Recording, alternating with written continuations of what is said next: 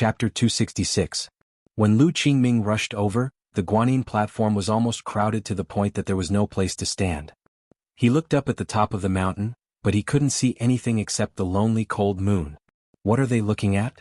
Lu Qingming asked with a frown. There were so many people at the scene but no one spoke. Everyone stretched their necks to look at the top of One Sword Peak. It seemed that an unprecedented battle was taking place there. Even if there were really people competing and fighting, they couldn't see it with their naked eyes. Was there a need to be so serious and devout? Young master, let's go a few steps forward. There's an old gentleman pavilion there. Our people have already inquired about it. That's the best place to watch the martial arts. Captain Ning He, who was behind Lu Qingming, whispered. Lu Qingming nodded and thought that it should be so. If he squeezed with these people, he wouldn't be able to see any good show. He could only look at these black heads and smell the hot, sweaty odor coming from their bodies. The Old Lord Pavilion was a simple and crude pavilion, with 4 stone pillars and an arched dome. There were no tables or chairs, and it was even difficult to shelter from the rain and wind. It was said that when Taishang Laojun climbed the mountain, he rested here, and later generations built a pavilion at the place where Laojun rested. Wasn't Taishang Laojun an immortal? With a wave of his sleeves he could go beyond the 9 heavens. Why did he have to rest halfway up the mountain after climbing One Sword Peak? When Lu Qingming came over, there were already several black figures in the pavilion. What was even more surprising was that they had prepared their own wooden tables, chairs, fruits and wine for themselves. Lu Qingming's eyes turned cold. When he was about to ask Ning He who those black shadows were, someone took the initiative to greet him. Qingming, come here quickly. It's really boring to drink alone. You came at the right time. Jiang Zhulu. This was the voice of Jiang Zhulu, who rarely appeared outside recently. Lu Qingming didn't like to deal with Jiang Zhulu because he felt that the father and son, one was silent and treacherous, and the other was gentle and cunning. Neither of them were good people. Of course, how could there be good people in their circle? Since others had invited him, it would be extremely impolite to refuse. After all, they were all familiar with each other, so it was still polite to drink a glass of wine together. Moreover, if it weren't for the fact that he had been performing quite well recently and had an obvious upward trend in the Lu family, the proud and arrogant Jiang Zhulu wouldn't have taken the initiative to invite him over for a drink. Lu Qingming strode towards the old lord's pavilion. When he got closer, he discovered that Jiang Zhulu was holding a small telescope in his hand and was peering at the top of the mountain. Lu Qingming thought, in this kind of dark night, separated by such a long distance, no wonder when I saw them I was just a black shadow, but he was able to recognize me at a glance. It turned out that he had the help of binoculars. She also thought that if he kept looking at her with binoculars, then wouldn't he be able to see the changes in her expression when she heard his voice? Feeling a little unhappy, he secretly decided that he would work hard to improve his self-cultivation in the future and strive to be able to keep a straight face no matter what happened. Jiang Zhulu put down the binoculars in his hand and smilingly said, Come, Qingming. Let us brothers have a drink. This cool breeze is refreshing, the boundless winter moon is boundless, there are friends, good wine, and there's even someone who will put on a life and death show for us. Isn't life happy? Lu Qingming took the wine cup that Jiang Zhulu brought over and clinked glasses with Jiang Zhulu. Then, the two of them simultaneously tilted their heads and drank the wine in the cup in one gulp. Putting down the wine cup, Lu Qingming sized up the decorations of the old lord's pavilion and asked with a smile, Big brother Jiang has been here for a long time? Of course. Jiang Zhulu didn't hide his thoughts. Fang Yan is an old friend of mine. He is fighting with his life on the line and is in danger. How can I not be concerned about such a big matter? So, I had them come to Mount One Sword to survey the best viewing area and prepare a table and good wine. Every time Fang Yan wins, I drink. Every time Fang Yan takes a step back, I drink. He fights with his fists, I fight with my wine. Together we will fight the Japanese sword god. Lu Qingming was very clear about the relationship between Jiang Zhulu and Fang Yan. Lu Qingming wasn't the only one who knew. There weren't many people in the upper circle of Huaqing who didn't know. Originally, Lu Chaoga was the Jiang family's daughter-in-law. Jiang Zhulu took care of Lu Chaoga in every possible way. Even Lu Qingming thought that the two of them would eventually be together. It was impossible for Lu Chaoga to escape the Jiang father and son schemes. Because of Fang Yan's appearance, the situation underwent a shocking reversal. Lu Chaoga and Jiang Zhulio's relationship gradually drifted apart. Instead, she became more and more intimate with Fang Yan. More importantly, Lu Chaoga forced Jiang Zhulu to return their family's shares, but she secretly used the real Rubik's Cube technology to create an innovative energy company. Chaoyan Technology was a newly opened small company that was unknown to the outside world. However, it received the attention of all the energy giants in the country or those who wanted to enter the energy industry. Because everyone knew that if there were no problems with the Rubik's Cube technology, whether it was used for military or civilian use, it would bring unimaginable profits to investors. Lu Chaoga founded Chaoyan Technology, but she sold her Longtu shares to the Lu family at a sky-high price. Now, the Lu and Jiang families were fighting in the Longtu group. The two families were like fire and water, fighting for power and profit endlessly. This was also the reason why Lu Qingming was unwilling to approach Jiang Zhulu when he heard his voice. Now, the relationship between the Lu and Jiang families was too tense. However, hearing Jiang Zhulu describe the relationship between him and Fang Yan in an interesting way, Lu Qingming also put down his hatred and took the initiative to raise his glass to Jiang Zhulu. He laughed and said, "Brother Jiang has sharp eyes. Do you think this glass of wine is a toast to Fang Yan for winning or taking a step back?" Jiang Zhulu raised his binoculars and glanced at the top of the mountain. He raised his glass and said, "My good friend is advancing and retreating. I don't even know if he won or lost. I don't care so much. Us brothers should have a good drink." Dang. The two glasses gently collided with each other, and the two once again raised their heads and drank the wine in the glass. Then they raised their glasses and laughed. When the clang rang out, the ice between them melted by a large chunk. Lu Qingming looked at Jiang Zhulu and asked with a serious face, "Brother Jiang, who do you bet on to win this battle?" Yes, what Jiang Zhulu said was right. Fang Yan was advancing and retreating like a butterfly. It was really difficult to predict where he would step next, whether he would take a step forward or a step back. Chiba Bing was in the air, with iron feathers and cold clothes, like a goshawk looking for food. Fang Yan was playing with the flowers. The white robe on his body was like a wave, moving up and down with Fang Yan's body. Fang Yan's body was like a white crane, proud and majestic, yet carefree and at ease. Chiba Bing's middle finger was raised like a sword, and his whole body was like a sharp sword. His back was still straight in the air. His body completely defied the principles of physics. If that powerful ability to stay in the air was imposed on any player, they would be able to jump from one end of the field to the other. Chiba Bing's energy penetrated the outer layer of his body, but it only absorbed clothes and hair and tightly stuck to his body. It did not form a cyclone to absorb the grass and dust on the ground into his body. The energy was balanced, smooth and free. There was no waste. This energy can be released and withdrawn, and it can be big or small. It has become a part of Chiba Bing's body. The Japanese god of swords lives up to his name. Someone in the dark finally said something good about Chiba Bing. It should be known that before, everyone was not very optimistic about Chiba Bing. Although they felt that Chiba Bing was known as the god of swords, he had already lost the upper hand by challenging a junior. He did this just to make a name for himself. Now that they saw his performance, the experts who had not come into contact with him were all moved. This match could be called a real fight between a dragon and a tiger. Chiba Bing's body jumped in the air for a long time, but he did not make a move. It was not that he did not want to make a move, but that he did not find an opportunity to do so. Fang Yan used the plum blossom steps, which contained the way of yin and yang, and waved his hands left and right, which blocked all the killing moves of Chiba Bing. Those seemingly cumbersome and boring movements made up for every flaw in his footwork. The more he waved, the more flaws in Fang Yan's defense. Yes, there was no flaw in Fang Yan's defense. Chiba Bing was not in a hurry at all. At least his expression was calm and gentle, and there was a faint smile in his eyes. His every smile and every strand of hair told others that he was not in a hurry. After all, he could break through the situation with just a thought. Whoosh! Chiba Bing's body suddenly disappeared on the spot. No, he was still in the same place, but it was just an afterimage. Moreover, in Fang Yan's eyes, countless afterimages appeared on the route that Chiba Bing took. Countless members of the Thousand Leaves military stood in the air, forming a human wall. The scene looked really strange. The real Chiba Bing appeared behind Fang Yan, and his middle finger lightly pointed at the back of Fang Yan's head. His movement was very gentle and it did not look fast. He was like a benevolent elder pointing his finger at a child's head after he made a mistake and saying, "You naughty boy." After he finished pointing, the child really became a ghost. Finger sword. Chiba Bing used a finger sword to break the enemy's defense. This was Chiba Bing's choice, to use a majestic force to break an invincible defense. Generally, the opponent who used this move was an opponent with a great disparity in strength. For example, Fang Yan could use it on Fang Yingying. However, if Fang Yingying wanted to use it on Fang Yan, only death awaited him.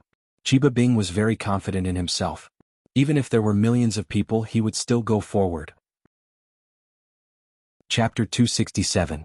Li Bai once said that the Shu path was as difficult as ascending to heaven. To Chiba Sun it was extremely difficult to climb the Yi-Sword Peak. Chiba Sun did not know martial arts, which was unbelievable to the Chiba family. The Chiba family passed down the sword Dao, and they had produced countless sword Dao experts. Regardless of gender, they would more or less learn some martial arts. Chiba Sun was an exception. It was not that Chiba Sun did not like martial arts, but she preferred the tea ceremony. Chiba Sun was worried that her skin would become rough and her muscles would become firm after practicing the sword Dao and martial arts. A tea artisan with rough skin and strong muscles was obviously not presentable. No matter how delicious the tea was, people would lose their appetite when they saw the image of the tea attendant, and the tea tasting effect would be greatly reduced. There were strict requirements for the tea leaves, the water, the heat, and even the pot to boil the water and the pot to make the tea. Not to mention the tea master herself. To become an outstanding tea master, one had to be as beautiful as a lotus flower and as gentle as spring water. The plate, the body, and the temperament were all indispensable. Since Chiba Sun was determined to become the most outstanding tea master in Japan, she had to give up on the pursuit of the sword Dao. It was difficult to become a master if one was half-hearted. At least, that was what Chiba Sun thought in the past. However, when she saw her father personally making a cup of tea, she realized that she was wrong. She was so wrong that she was ridiculously wrong. If her father, Hashirama Chiba, was the best kendo master in Japan, no one would doubt it. However, if her father, Hashimoto Chiba, was said to be the best tea master in Japan, many people would turn their noses up at him. However, that was the truth. Sometimes the same thought popped up in Chiba Sun's mind. If her father, Chiba Sun, had represented their school, it would have been difficult for Qin Yitian to win in the tea ceremony. Of course, that thought was ridiculous. How could her father represent Warren High School? Even if he won, no one would think that it was something to be proud of, right? Chiba Sun had no objections to Chiba Sun's tea ceremony. He would never ask his children to learn anything. However, since they were not martial artists, they were forbidden from entering the world of martial artists.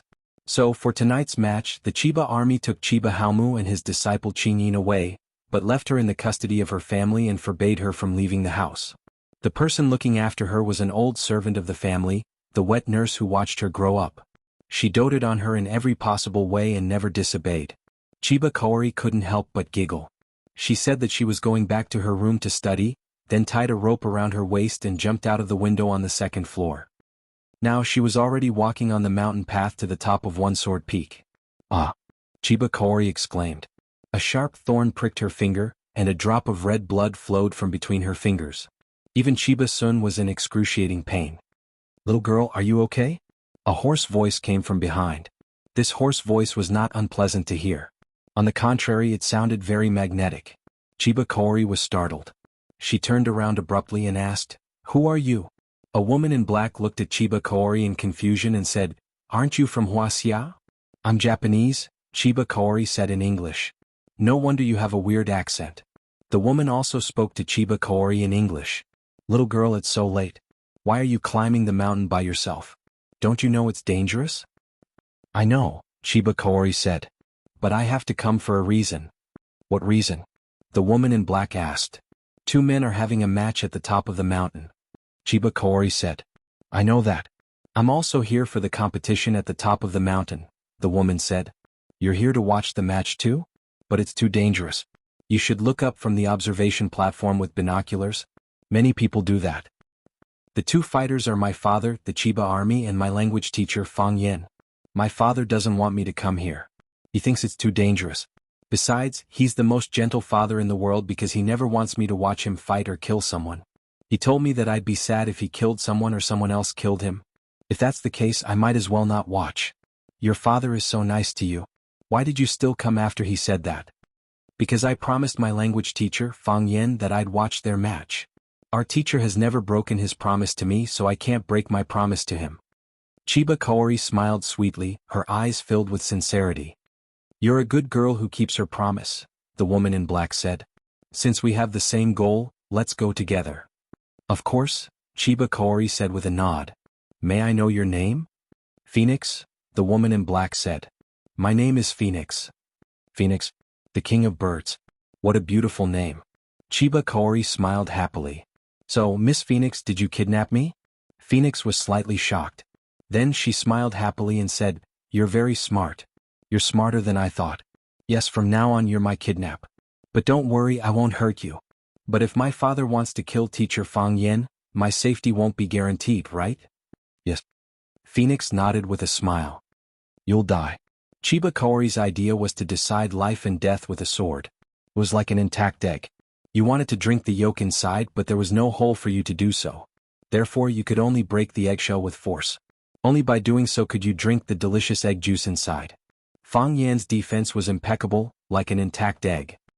Chiba Kaori could find a hole to drink the egg juice, so he simply smashed the entire egg with force. His attack was extremely slow and extremely fast. Before his afterimage completely disappeared in the air, he had already stabbed at the back of Fang Yan's head. If it hit, with Chiba Kaori's cultivation, Fang Yan's head would definitely explode. Fang Yan's left foot just happened to walk to the Kuan position. He knew where Chiba Kaori was and what he was going to do, but it was too late for him to turn around. Not only could he not turn around, but his body staggered forward. Bang! This was the cheerful sound when the strength on his finger was released to the extreme. Chiba Shinobu thrust his sword, which stuck close to Fang Yan's back. Fang Yan's clothes seemed to be cut by a sharp blade, and there was a huge cut at once. When Chiba Kaori sent out his sword, Fang Yan's body turned rapidly, then turned 180 degrees and punched at Chiba Kaori, who was following him. Chiba Kaori did not change his move. Once again he stabbed at Fang Yan's fist with his finger sword. A finger against a clenched fist. Everyone would think that the fist would win. But what if it was a sword against a clenched fist? For Chiba Kaori, the sword was a sword, the branch was a sword, the finger was a sword, the palm was a sword, the body was a sword, everywhere was a sword, and the world was a sword. For others, it was just a finger. But to him, it was an incomparably sharp treasured sword. The distance between the two narrowed in an instant. When Fang Yan's fist was about to be poked a big hole by Chiba Kaori's finger, Fang Yan suddenly stretched out his palm. Yes, he turned his fist into a palm and his body continued to rush forward. Then his palm cut toward Chiba Kaori's wrist. Chiba Kaori laughed silently. He liked such an opponent who was young, smart and not weak. His body sped up 10 times for no reason. Ignoring Fang Yan's hand knife cutting toward his wrist, he used his body to hit Fang Yan's body fiercely. The two rushed in the same direction. Clang! Fang Yan failed to dodge and hit Chiba Kaori's arms hard. Then his body was sent flying backwards. Crack, crack! Fang Yan's body slid on the ground, crushing countless flowers, plants, and some small stones along the way. Bang! It was not until his body hit a big stone that he stopped with difficulty. The pain in his chest was excruciating. It was as if Chiba's attack had shattered all his internal organs. There was a sour and sweet taste in his throat. He licked his lips and a warm liquid flowed out. Junior Martial Uncle. Fang Yingying came out from the corner again and wanted to help Fang Yan. Fang Haohan grabbed Fang Yingying's arm and didn't let him come over at this time. Fang Yan waved his hand, indicating that they didn't have to worry. He wanted to smile at them, but the smile was a little like a grimace. He wiped the blood from the corner of his mouth and struggled to get up from the ground. Only then did blood ooze from Fang Yan's back. It turned out that when Chiba Kaori's finger sword stabbed at the back of Fang Yan's neck, although Fang Yan avoided Chiba Kaori's ultimate skill with drunken crane riding the wind, his clothes and flesh were still cut by his sword chi. Because the fight between the two was too fast, it was only the blink of an eye from the beginning to the present, so the blood had time to appear. Just now, everyone only saw that Chiba Kaori's clothes were torn by him. Chiba Kaori's body slowly landed, and his wide-sleeved robe fluttered in the wind. His whole body was bathed in the moonlight, like a white-clothed god of war. Chiba Kaori looked at Fang Yan, who had just been injured by him, and said, "The body can also be used as a sword. Be careful." "Thank you." Fang Yan bowed to thank him. "This is my first round of failure." Chapter 268. Dang. The glass in Jiang Zhulio's hand fell to the ground, and he shouted excitedly. Fang Yan was sent flying. Lu Qingming wasn't as well prepared as Jiang Zhulu, and he didn't have binoculars to look through. Seeing Jiang Zhulio's joyful expression, he thought to himself, "Didn't you just say that we're good friends? You fought me with fists and we fought the Japanese sword god together in a drinking battle." Of course, Lu Qingming never believed Jiang Zhulio's nonsense. Anyone in Huaqing with an IQ of more than 50 wouldn't believe it. Saying the opposite of the truth and saying the bad things nicely was a basic skill that they were trained to learn since they were young. Jiang Zhulu generously handed the binoculars in his hand to Lu Qingming and said, "Qingming, take a look too." It's really exciting. Lu Qingming waved his hand and said with a smile, "A gentleman doesn't take what others like. I think Big Brother Jiang needs this binoculars more at this moment. I don't know anything about martial arts, so I'm afraid I can't understand it. Why don't we drink and listen to Big Brother Jiang explain?" Jiang Zhulu put the binoculars on the table and said with a smile, "Actually, I don't understand either. I'm just watching the show." Jiang Zhulu took the initiative to raise his glass to Lu Qingming and said, "Come, Qingming, let's drink to Fang Yan." Fang Yan was sent flying. Lu Qingming said, "That's not a good reason to urge us to drink. Let's drink to Fang Yan being sent flying." Lu Qingming laughed and raised his glass to touch Jiang Zhulio's. He said, "This needs to be drunk 3 times in a row. That won't do.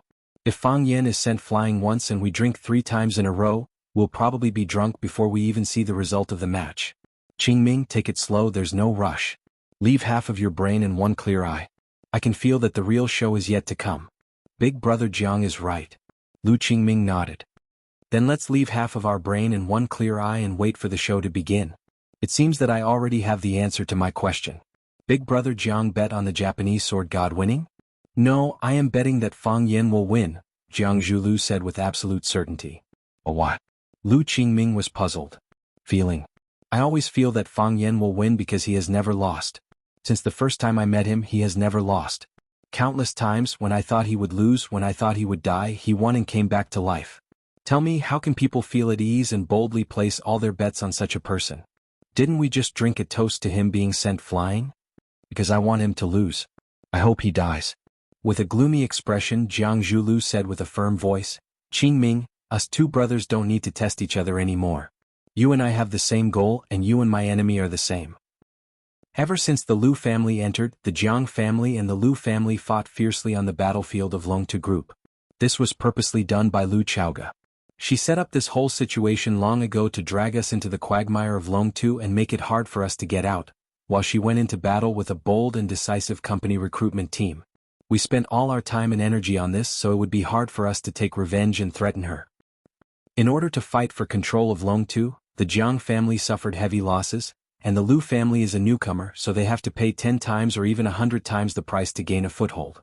This war can't continue any longer, it will only drag our Jiang family and Lu family down. Just hindering our development is enough to destroy Longtu Group. Lu Qingming played with the glass in his hand and said, "Big Brother Jiang means a truce? What kind of truce?" Jiang Zhulu sighed softly. He had already said it so clearly, but Lu Qingming still wasn't willing to show the corresponding sincerity. Just based on this point, he was far inferior to the Lu tree. If the Lu tree was sitting in front of him, the 2 of them would have already started discussing the conditions of a truce, and he wouldn't be testing the waters again. "Qingming, what conditions do you have?" Jiang Zhulu asked with a smile. "Say whatever you want. In any case, this is a private discussion between us brothers, it doesn't count. Isn't that right?" The discussion between the 2 of them obviously counted. If the conditions were suitable, the Jiang family and the Lu family would reconcile according to the framework of this large agreement. They were the vanguard and the vanguard of the 2 families. This was the meaning of the existence of the family spokesperson. Lu Qingming's fingers lightly knocked on the table and said, "Just like what Big Brother Jiang said, the Lu family suffered heavy losses in the Jiang family. If we easily withdraw, I'm afraid it would be a bit too embarrassing." Jiang Zhulu looked at Lu Qingming and said, "The Lu family will completely withdraw from Longtu and sell all the shares in their hands to the Jiang family. The Jiang family is willing to give a reasonable price. Don't worry, the Jiang family will definitely not embarrass the Lu family. The more friends, the easier the road. The Jiang family is still very willing to make more friends." Lu Qingming was hesitant. This matter really wasn't up to him to decide alone. He had to go back and report to his uncle, who was also the father of the Lu tree. This was really a complicated relationship between people. Jiang Zhulu knew what Lu Qingming was thinking and advised, "Qingming, the uncles are all smart people. They know in their hearts that only if the Lu family completely withdraws from Longtu can we avoid another war. If we only make a verbal truce, the people below will still fight fiercely. This won't benefit either of our families." Lu Qingming raised his cup and said, "I will bring back Big Brother Jiang's words." Jiang Zhulu nodded with a smile and said, "Remember the result of this match? Let's watch the show." The 2 of them laughed and said. While Fang Yan and the Japanese sword god Chiba were fighting to the death, the 2 big families, the Jiang family and the Lu family, who were originally fighting to the death, reached a compromise and cooperation in the Single Sword Peak's Old Lord Pavilion. This world was really boring but also new. Drinking and watching the show, the two of you are so elegant. A man's hearty laughter sounded. Jiang Zhulu and Lu Qingming turned at the same time. Jiang Zhulu smiled and said, "He's also here, what a pity." Seeing Fang Yen fall to the ground, someone in the darkness sighed. If this kid was 10 years older and had 10 more years of accumulation, it wouldn't be difficult for him to kill that Japanese kid. He's still too young. What a pity. You old thing, the match isn't over yet, why are you so anxious? Who said that the current Fang Yen isn't that Japanese's opponent? Didn't he stand up again? You're not convinced? If you're not convinced, let's fight. Let's fight. Chiba Haomu was smiling. He was smiling happily, but there was undisguised cruelty in his eyes. Chiba Haomu pointed at Fang Yen, who had just gotten up from the ground, and said in a vicious voice, "Qing Yin, don't you think he looks like a dog?" Chiba Haomu had watched the movie Journey to the West, starring Wuxia, Zhou Xingshi, and there was a line in the movie that left a deep impression on him. He looks like a dog. He felt that Fang Yen looked like a dog, a defeated dog that was about to be slaughtered for meat. This is just the beginning. Qing Yin's voice sounded, but he couldn't see where he was. What? Do you think he still has a chance to turn the tables? Qing Yin, my father is your master, he's the greatest swordsman in the world. No one can defeat him. Not in the past and not in the future. After a while, Qing Yin's voice sounded again, Master has also been defeated before. Qing Yin. Chiba Haomu was furious. If you can't face yourself and your opponent, you'll never be able to step into the realm of true kendo. Are you lecturing me? I'm reminding you. Chiba Haomu nodded and said, I understand. I'll face myself and I'll respect my opponent. But my father will definitely win. Just like he won countless times in the past. I've never doubted that. Chiba Haomu was an expert and a rare opponent. Facing such an enemy would always make one feel powerless, just like when Fang Yen faced the old drunkard. You tried your best to defeat him, but with a wave of his sleeve, you lost miserably. The path of martial arts was like climbing a mountain. Some people lingered at the foot of the mountain, while others were exhausted halfway up. The higher one went, the more difficult it became. It required physical strength, perseverance, and even more comprehension. Fang Yen had outstanding physical strength, astonishing comprehension, and no lack of perseverance. But he lacked age. He lacked the influence of society, the training of life, and the accumulation of time. He was still so young. That was what everyone said. I don't accept this, Fang Yen roared in his heart. I don't have the influence of society, but I'm young and full of vigor. I lack the tempering of life, but I'm in high spirits. I don't need the accumulation of time, because I'm now full of passion and blood. Being young is my greatest advantage and it's also my greatest capital. Fang Yen stood in place, stretched out his arms and slowly closed his eyes. Come on, Fang Yen said. He was waiting for the Chiba Haomu to attack again. He believed that this time he would not fail. The smile on Chiba Haomu's face gradually faded, and his expression began to become serious. He was growing too fast, almost at a speed visible to the naked eye. If Fang Yen was said to be a little afraid, and a little restrained, at this time Fang Yen had become a brave warrior who was not afraid of death, a true warrior who fought with his life and passion. He no longer defended passively, and he no longer defended himself impeccably. He only wanted to save his life. He opened his mind and let go of life and death. Based on the experience of the Chiba Haomu, there had never been anyone in the younger generation who could do this before. This boy must not be left alive. Chapter 269. Chiba Minister of War was also a person who cherished talents. His eldest disciple, Qing Yin, was originally a ninja sent by the enemy to assassinate him.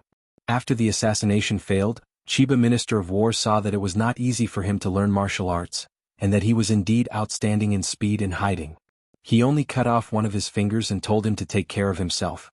Qing Yin was grateful and was willing to take him as his master and serve him for life. The butler he left in Japan to look after the house, the Prairie Lord, was originally an expert from the Japanese royal family.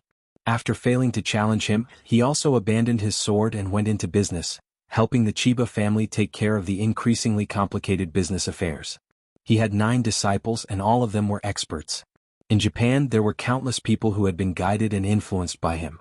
The sword god not only used the sword to convey his divinity, but to the Japanese, Chiba Minister of War also represented their spirit. Benevolent spirit, fearless spirit, invincible spirit, At a young age, Chiba Shinobu became known as the God of Swords. He defeated the invincible Japanese, and his challengers grew from 1 to 10,000, and from 10,000 to 0. After many years he finally gained a great reputation, and his life returned to peace. However, there was a man from Wuxia who did the same thing as him. That man swept through the 36 islands of Japan alone and finally fought with him on Mount Hachibi. One was good at defense and his defense was watertight. The other was good at attacking and his attacks were fierce and violent. What would the result be when the sharpest spear met the sturdiest shield? After a day and night, the two of them were evenly matched. Chiba, Minister of War, was unconvinced and wanted to fight again. The man replied, "Childish. Childish." These two words were like needles nailed into his eyes and stuck in his throat, making him restless and unable to sleep. Why childish? How was it childish? He once again calmed down and comprehended the sword day and night. Finally, his swordsmanship improved greatly once again based on his original technique. He swung out more and more sword shadows, and the sword shadows he swung out became fewer and fewer. After experiencing such a painful process, he no longer had to swing his sword. That was because he was a sword and everything in the world was a sword. He and the sword had long become one. Chiba, Minister of War, came to Wuxia, and a simple visit to the school actually caused him to return seriously injured. Chiba of the Ministry of War was shocked. After asking for the details, he found out that he was injured by a teacher of Wuxia. Tai Chi again. The person who swept through the 36 islands of the East Ocean, fought with him for a day and a night, and even called him childish, also used Tai Chi, and that man was called Mo Qingdi. Chiba knew that he had to do something like that. He had to come to that land and conquer that land. Originally, he thought that there would be other East Asian masters who would challenge Wuxia before him, to feel the profoundness of their martial arts, to appreciate the magnificence of their martial arts, and to sacrifice and bleed, but he waited for years and years and such people did not appear. Chiba Shinobi was extremely sad. Some of Wuxia's people came to sweep across the East Ocean, but why did none of the East Ocean experts have the courage to conquer Wuxia? Later on, he understood that everyone was looking at him because he was the Japanese sword god. The moment Chiba Shinobu saw Fang Yen, he sensed a familiar aura. The same posture, the same arrogance, the same youth, simple and unfathomable, and even the way he smiled was somewhat similar. He was very similar to Mo Qingdi, who called him childish. When he tried to make a move, Fang Yen dodged it easily. This made him confirm again that it was that man, or at least had a close relationship with that man, because when he fought with Mo Qingdi, that man also avoided his first killing move with the same steps. Chiba Shinobu was both emotional and happy. He was emotional because he wanted to challenge Mo Qingdi wholeheartedly, but he didn't know where Mo Qingdi had gone. He was happy that after so many years, Mo Qingdi's descendant had actually grown up. Thinking of this, Chiba Shinobu's mood became a little heavy. So, Chiba Shinobu prepared to start the challenge with Fang Yen, so that he would be the first person to be fed to the sword spirit after he achieved great success in Kendo. Chiba Shinobu knew that Fang Yen was excellent, but he didn't expect him to grow to such an extent in such a short time. This had nothing to do with the improvement of his skills, but had something to do with his inner understanding and willingness to sacrifice. At such a young age he was able to open his mind and give up life and death. How great would he be in the future? This guy must not be left alive. Chiba Shinobu told himself again. He would become the hero of Wuxia, but he would become the disaster of Japan. He could swear with everything that he had that when this guy felt it was necessary, he would sweep across Japan single-handedly like his predecessor Mo Qingdi. No, at least Mo Qingdi felt it was necessary. He wanted to fight with the heroes of Japan and test the depth of Japanese martial arts. Based on Fang Yan's usual style of doing things, when he was in a bad mood, when he ate something wrong, when he had diarrhea, when he quarreled with his girlfriend, when he won 5 yuan in the lottery, when the barbecue lady boss gave him an extra plate of edamame, he would also feel that he should go to Japan and sweep the world. At that time, how would Japanese martial arts exist? Where would the dignity of Japanese martial artists be? This guy must not be left alive. This was the third time that Chiba Shinobu told himself. Chiba Shinobu moved. He didn't jump or fly away, nor did he make any fancy or complicated movements. He just walked towards Fang Yen step by step, just like how a normal person would walk. He was like a kind elder, like a kind friend who just wanted to pat you on the shoulder, touch your head, and tell you that you did a good job. However, if your vision was bright enough or your senses were sharp enough, you would find that wherever Chiba Shinobu went, the plants would wither and the rocks would turn to ash, leaving no chance of survival. Sword incineration, someone shouted in the dark. This is sword incineration. Wherever it goes, not even a blade of grass will grow. This old monster actually comprehended the sword incineration? This kid is in danger, someone said. This kid is a good seedling. Feng Hui, that old thing, is really lucky to have a grandson like this. No matter what, he's still our kid. We can't just watch him be killed by a little Japanese. I'll help if I have to. You can forget about it. Open your eyes and see that kid's eyes are still closed. Doesn't he know that he's in danger? Doesn't he know how powerful sword incineration is? It seems that he has a way to deal with it. It's said that this kid has learned the art of Tai Chi very early so he can be called a God's favored one. They were right. The person who directly suffered the killing intent of Chiba Shinobu was Fang Yan. Sword master destruction, he could feel the fierce killing intent of Chiba Shinobu with every step. It was a kind of cruelty, despair, and unparalleled power. Sword incineration, using the sword to burn oneself. How did he learn this move? Moreover, as the distance between the two got closer, the killing intent became stronger and stronger. When Chiba Shinobu stood in front of Fang Yan, his body was shrouded in a layer of white light. It had a substantial halo that could be seen by the naked eye, which was the effect of the surging energy in the body. Chiba Shinobu was like a huge warehouse, with a terrifying amount of internal energy. Behind him, a khaki-colored path appeared. It was the color of green plants after their water and vitality were extracted. Fang Yan still didn't open his eyes, and his heart of Tai Chi had already been displayed. He didn't open his eyes, but he knew better than anyone what was happening in front of him. He could see the moment Chiba Shinobu walked past, the moment the grass withered, a bug that couldn't escape in time fell limp, and he also saw that even the wind couldn't blow past Chiba Shinobu. You knew he was strong, but you never expected him to be so strong. Fang Yan was very angry and wanted to kill. These bastards were not simple, and they liked to leave something behind in everything they did. If you had told me earlier that you were so powerful, I would have run back to hug the old drunkard's thigh and kneel down to him, and let him assassinate you or beat you half to death. How could you cheat like this? Because of the turbulence in his heart, Fang Yan almost jumped out of the Tai Chi realm. This shocked him. This was the critical moment of life and death. Once he showed a flaw, Chiba Shinobu would immediately swing his sword and cut him into pieces. You are too excellent. Chiba Shinobu looked at Fang Yan and said, I'm sorry. It would be great if he were an East Asian. If he were an East Asian, he would be ecstatic. He would be willing to teach him everything, and he would become a teacher and a student, a friend, and he would take him to dominate the world, making him the existence he was most proud of. Unfortunately, he was Wuxia's man. Chiba Shinobu stretched out his hand to Fang Yan. Fang Yan looked at the hand with white skin that was almost translucent. The hand stretched directly toward his chest, gentle and steady. Fang Yan reached out to intercept it. Fang Yan's hand moved like an eagle's claw to grab Chiba Shinobu's wrist. Whoosh! He grabbed it? Fang Yan grabbed the wrist of Chiba Shinobu's hand, and the feeling of physical contact was so full. Fang Yan was pleasantly surprised. How could it be so easy? Was this the old monster of Chiba Shinobu's pretense? He had been tricked. Fang Yan's mind trembled slightly, and there was a dangerous aura in his mind. It was clear that he had grabbed Chiba Shinobu's wrist, but why couldn't he move his hand that was grabbing his arm? Fang Yan's arm couldn't move, but Chiba Shinobu's hand, which was being held, could move at will. His hand dragged Fang Yan's hand and continued to move forward. Then he made a cut on Fang Yan's chest. Whoosh! The clothes on Fang Yan's chest were torn and Fang Yan's flesh and blood were exposed. There was a long and deep gash on his chest, and a thin red line appeared. Soon the red line became thicker and thicker, protruding his flesh and blood. How is this possible? Fang Yan's face was full of horror and disbelief. Chapter 270. Tai Chi represents vitality. Where Chi is, it grows and multiplies endlessly. Sword incineration represents death. There's no return. Fang Yan lost. He lost because the power of death was stronger and more vigorous. What a pity. Someone sighed heavily. The competition ends here. Friends, I'll be leaving first. But let's make it clear. I'll be the one to challenge this Japanese in a month. You're not allowed to compete with me. Why? I'm going to challenge him tomorrow. Chiba Hawu laughed maniacally.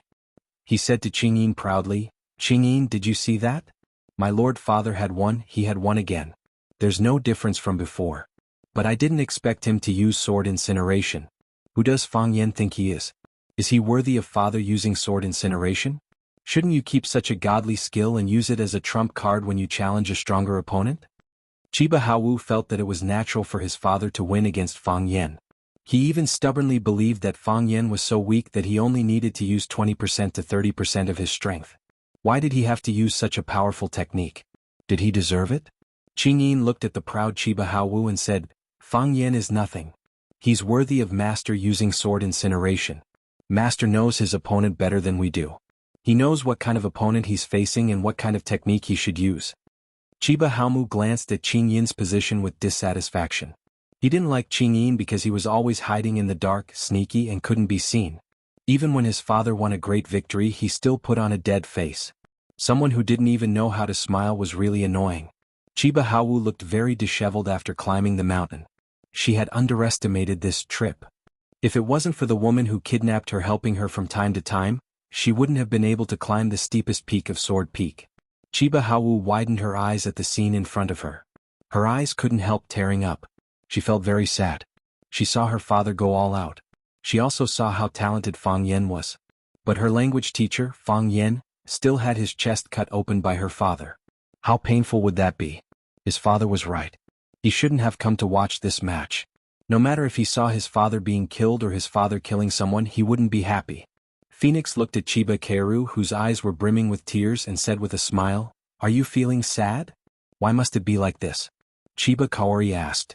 Because they are all men with goals, Phoenix said. This pursuit is too big, so big that little women like us can't understand it at all.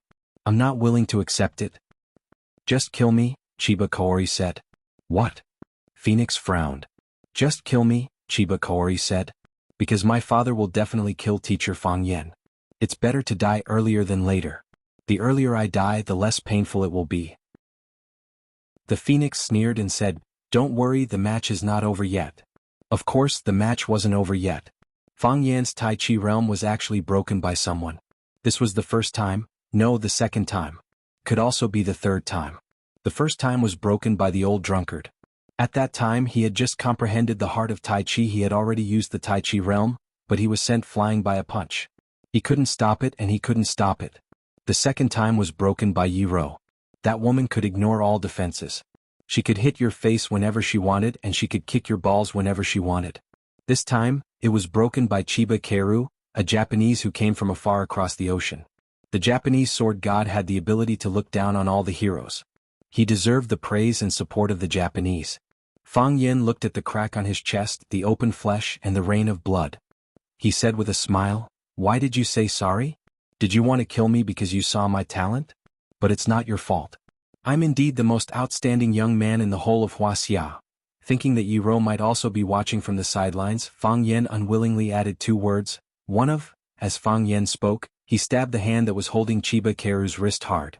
His 5 fingers were like sharp edges, fiercely piercing Chiba Kaoru's wrist, leaving 5 bloody holes on the wall of his hand. Seeing Chiba Kaoru's puzzled look, Fang Yan said with a smile, Your sword represents death, but Tai Chi represents rebirth. My rebirth is not as good as your death force. So, although I was still tied up by you and my chest was cut by you, when you cut my chest, there would naturally be airflow coming out. So, you found an opportunity. Chiba Kaoru's eyes were full of admiration. When I used the sword energy to slash open your chest, it was also the moment when the old energy was gone and the new energy hadn't been regenerated. The fleeting opportunity was seized by you. You cut me with your sword and I made 5 small holes on your body.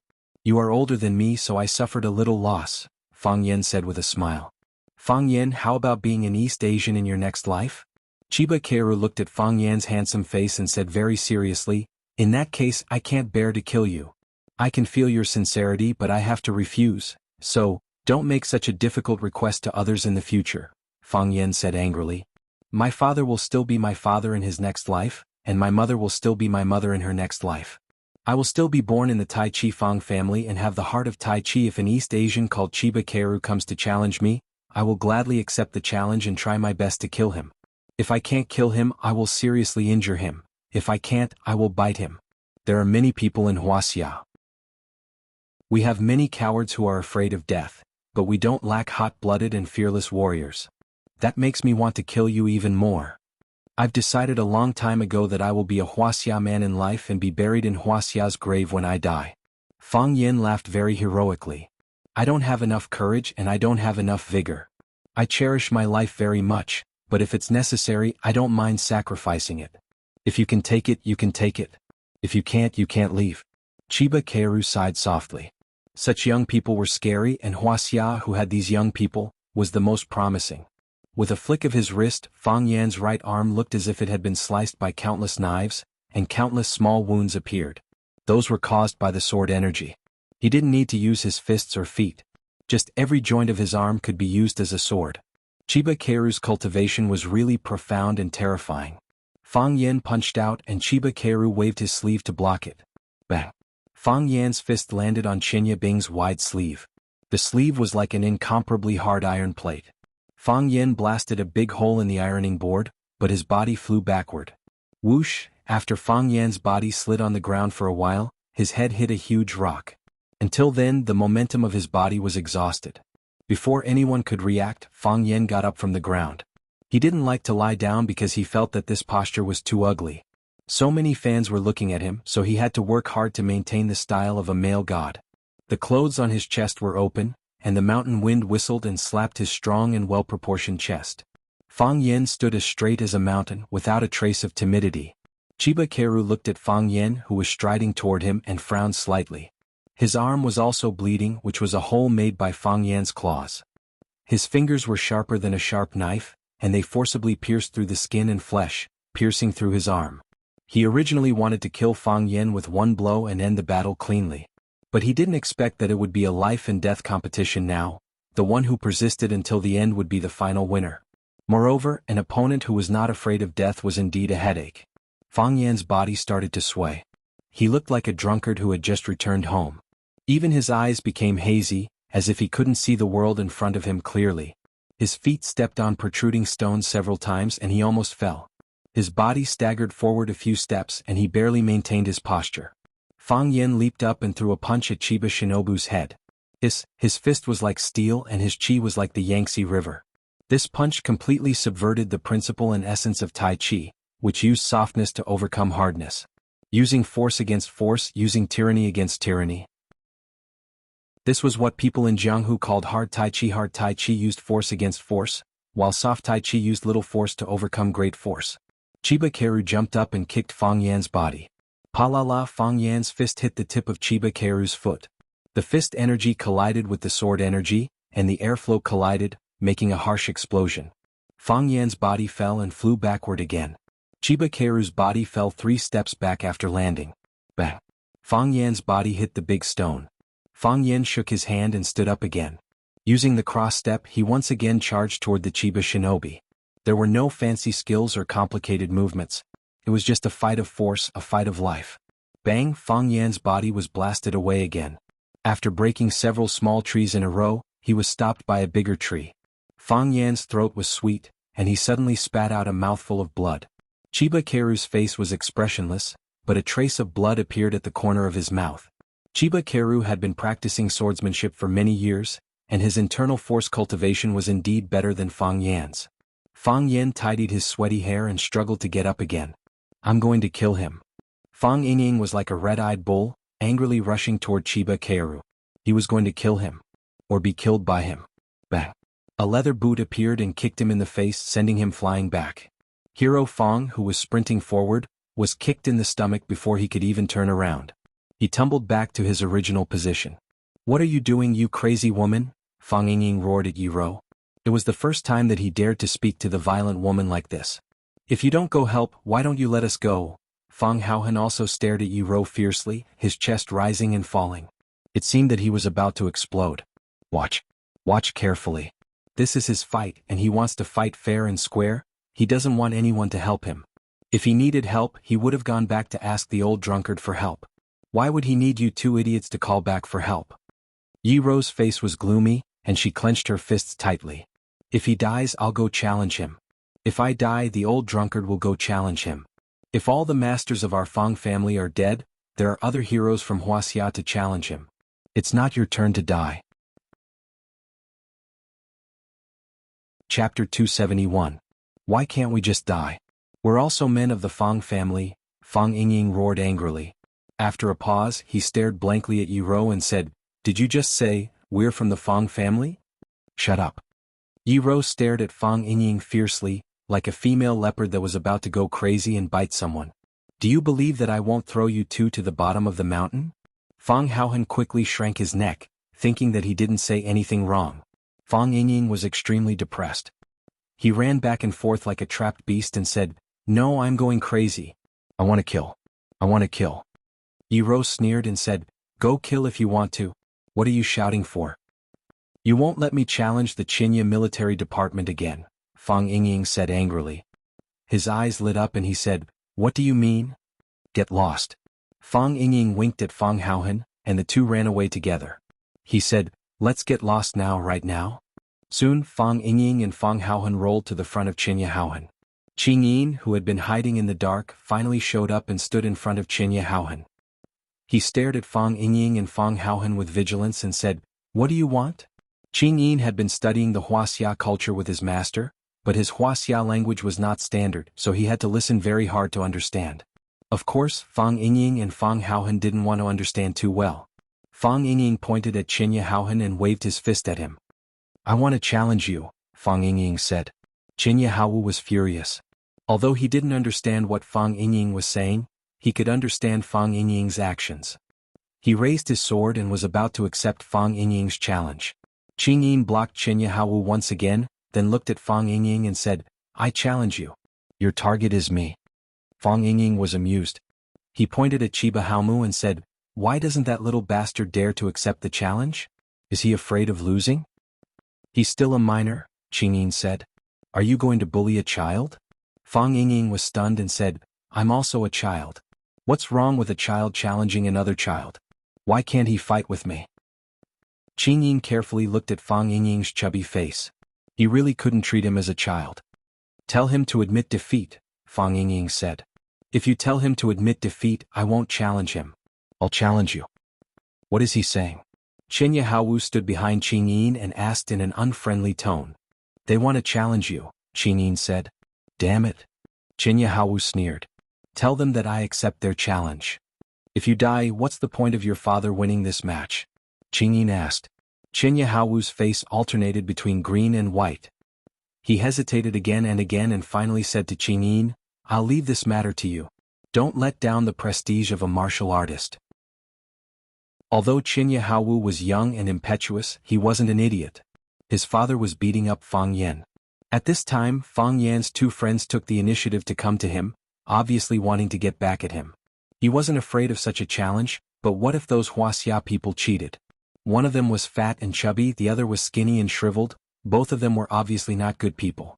Qing Yin sighed in relief. He was afraid that this young man would do something stupid. Qing Yin looked at Fang Yingying and spoke in a tone that was neither servile nor overbearing. "He's willing to admit defeat. He's no match for you right now. Do you have any backbone?" Fang Yingying was furious. His opponent's choice made him very disappointed and regretful. In his estimation, after hearing his challenge, that brat should have drawn his sword in anger, only to be beaten to a pulp. He didn't think he'd admit defeat like that. Qing Yin's head was hidden under his hoodie, so his expression couldn't be seen. He looked at Fang Yingying, made an inviting gesture and said, "I know what you want to do, I don't mind being tricked. If you want to challenge me, I'll accept." Fang Yingying nodded and said, "That would be for the best. I just want to kill someone as long as it's one of your people." "As you wish," Qing Yin replied. After that, his body disappeared, then reappeared behind Fang Yingying, slashing at Fang Yingying's neck. Fang Yingxiong spun on the spot like a fat spinning top. He cleverly dodged the saber and sent a palm strike towards Qing Yin's chest. Qing Yin didn't think that this fatso would have such quick reflexes and speed. From Qing Yin's perspective, this guy's speed should be about the same as his own. This was the most agile fatso that Qing Yin had ever come into contact with. Once his attack failed, he turned around and ran.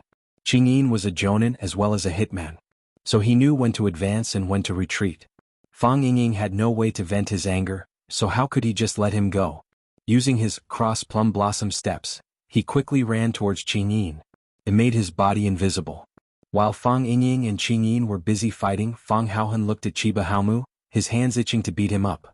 However, Qing Yin had already admitted defeat on Chiba Haomu's behalf, so he couldn't just run over and beat him up for no reason, right? That would be too rude and he would be laughed at. So, Fang Haohan looked at Chiba Haomu and said, "I want to challenge you. Do you accept my challenge?" "Bastard. What the hell do you Wuxia people want?" Chiba Halmu was really angry.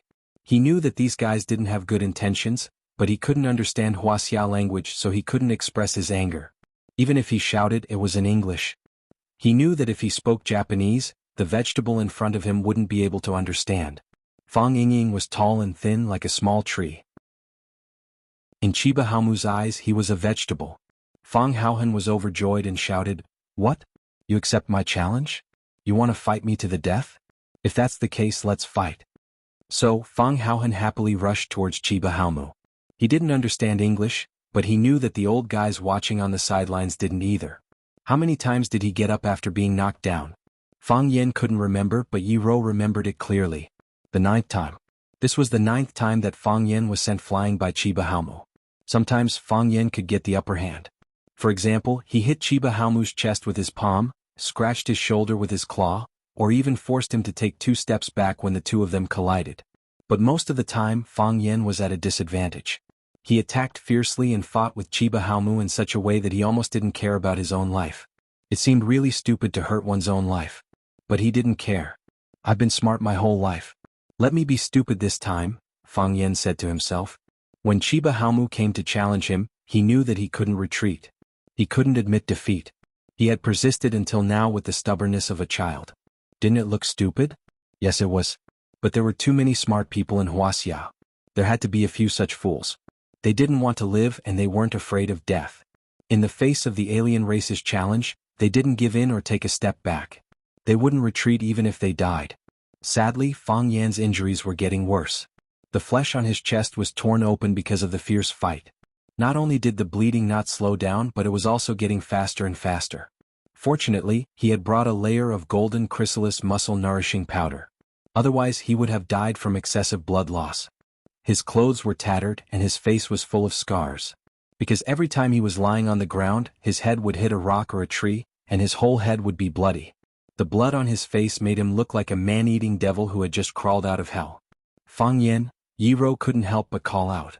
Fang Yen waved his hand in the direction of Yi Rou and said, "Don't wait for me. Find a good man and marry him." Yi Rou was so angry that she couldn't speak. "Who said I'd wait for you? What does it have to do with you whether I get married or not?" Fang Yen stood in front of Chiba Halmu for the 9th time. He grinned and said with a charmingly naive look, "It's time to end this." "It's time to end this," Chiba Halmu also said. He wanted to end this battle as soon as possible because he was afraid that he wouldn't be able to do it if the fight continued. He was really an excellent young man. Unfortunately, he wasn't an East Asian. He pulled out his right hand and a silver light appeared in his palm. A soft sword. There was a soft sword tied to his waist. Chiba Halmu raised his right hand high, and the sword soared into the sky. The soft sword swayed and made a crackling sound in the air. That was the sound of the sword energy colliding with the air. Fang Yan's footsteps paused slightly. "This sword is called Unfathomable, derived from the unfathomable meaning of swordsmanship," Chiba Halmu said. "You can choose a weapon that suits you best," Chiba Halmu said. Chiba Halmu was stunned and murmured, "Father, he also uses a sword?" Chiba Halmu didn't know how many years it had been, but she had never seen her father use a sword. She thought that the sword had merged with her father's body and everyone else said so. "Despicable," Phoenix said with dissatisfaction. The Japanese sword god actually took the initiative to use a sword in a fight with a weak little boy. It was extremely shameless. "Don't you have any shame?" Fang Yan's body trembled with anger. He pointed at Chiba Halmu and cursed. "You're good at using a sword, so you prepared a soft sword at your waist in advance, ready to strike me at the critical moment. You're too insidious, too cunning. How can I have an opponent like you?" Fang Yan took out a silver ball from the leather bag at his waist and said, "Fortunately, I was prepared. Otherwise, I would have died because of you. This bullet is called Shadan because it won't explode unless I press it," Fang Yan said.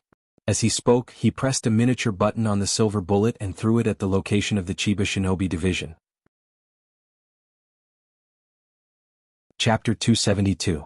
As a descendant of an ancient martial arts family, Fang Yan admired the most about living a heroic life and dying a carefree death. Of course he couldn't do either of those things. If someone wanted to write an epitaph for him after his death, it could only be written, "A cheap and shameless man." Or it could be said that people who lived longer were really cheap. Fang Yan had always thought of himself as a smart person, but smart people also made mistakes. For example, Fang Yan had made a mistake now. When he threw the silver fool in his hand at Chiba Shinobu had already disappeared from his original position. Too fast. Chiba Shinobu's speed was too fast. Before the fool had time to explode, he had already dodged it. This kind of hot weapon was extremely lethal to ordinary people, and it was impossible to defend against it. But for Fang Yan and Chiba Shinobu, it really wasn't very useful, because the reaction speed of the weapon couldn't keep up with the reaction speed of their bodies. This was an era where hot weapons were king, but it was also an era where hot weapons were in the hands of the people who controlled them. The long sword was like a spitting spirit snake, fiercely attacking Fang Yan's chest. Fang Yan's body retreated again and again, not daring to touch the sharp edge of the sword. If it was Fang Yingying using the sword, Fang Yan was 90% sure that he could stop the sword. If it was Fang Haohan using the sword, Fang Yan was 80% sure that he could snatch the sword. If it was Chiba Shinobu using the sword, and Fang Yan still had to use his flesh and blood to fight, there was a 100% chance that this sword would cut off his limbs. Chiba pushed off the ground with the tip of his foot and flew forward. Like a white ape hunting its prey, he stabbed at Fang Yan's chest, Lianquan Zigong abdomen, middle wrist, tai and other major acupoints. The tip of the sword wavered, like a spirit snake looking for a gap to bite.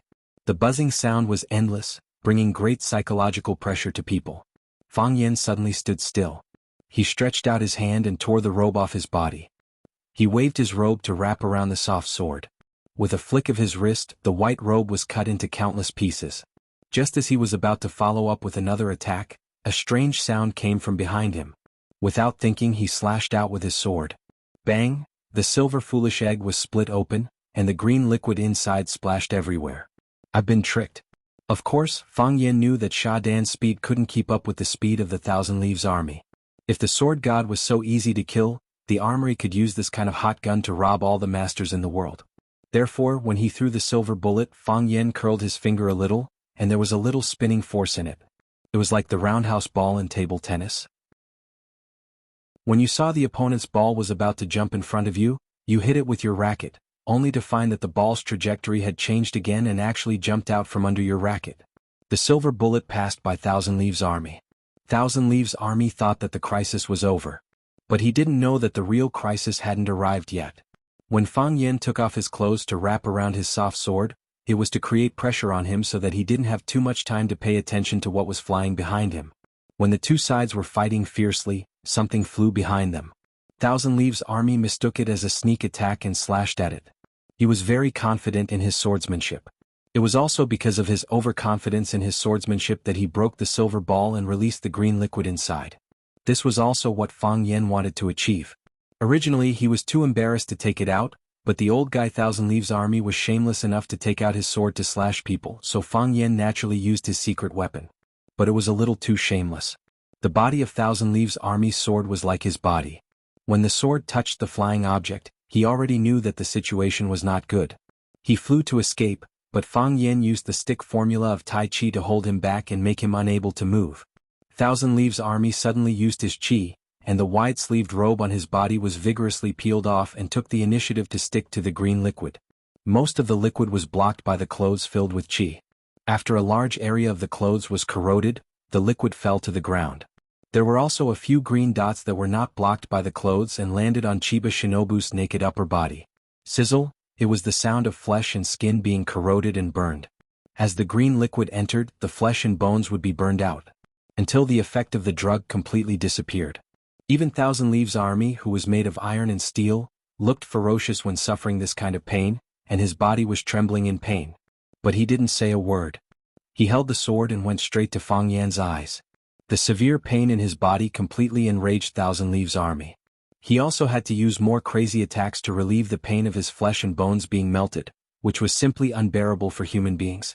Compared with this kind of pain, the so-called 10 most cruel men of the Qing dynasty were nothing. When Thousand Leaves' army attacked wildly with his sword, the smile on Fang Yan's face disappeared. He closed his eyes again and let the long sword stab into his eye hole. The heart of Tai Chi was used again, and the Tai Chi domain appeared again. The world became still like an ink painting hanging on the wall. The color of the mountain soil, the trembling grass, the chirping of insects and birds, everything was clearly visible. The tip of the sword no longer trembled. It turned out that it had always been in this state and all the phantoms were deceiving. The The blade arrived in an instant, trying to pierce Fang Yan's pupils.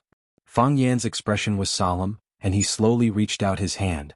Clang, there was a sound of gold and iron colliding. One of Fang Yan's fingers touched the blade of the sword.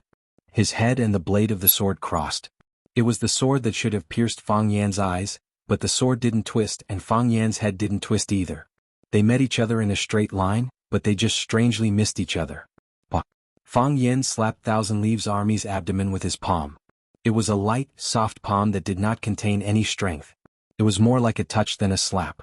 Before Chiba Shinobu could react, his stomach suddenly became extremely hot. His abdomen was protruding as if someone had stuffed a child inside. Puff! His stomach was like a balloon that was full of air and it suddenly rose high. Puff! The balloon exploded and his stomach sank again. Take advantage of his weakness and kill him. Fang Yan took advantage of the fact that Chiba Shinobi was unable to move and kicked him in the face. Thousand Leaves Army's body flew backward and after landing he still staggered back. After taking more than a dozen steps back he stopped in a sorry state. The soft sword in his hand was stabbed into the ground, and the body of the sword was hard and straight to support his body. Dark red blood flowed from the corner of his mouth, and then it became a darker purplish black.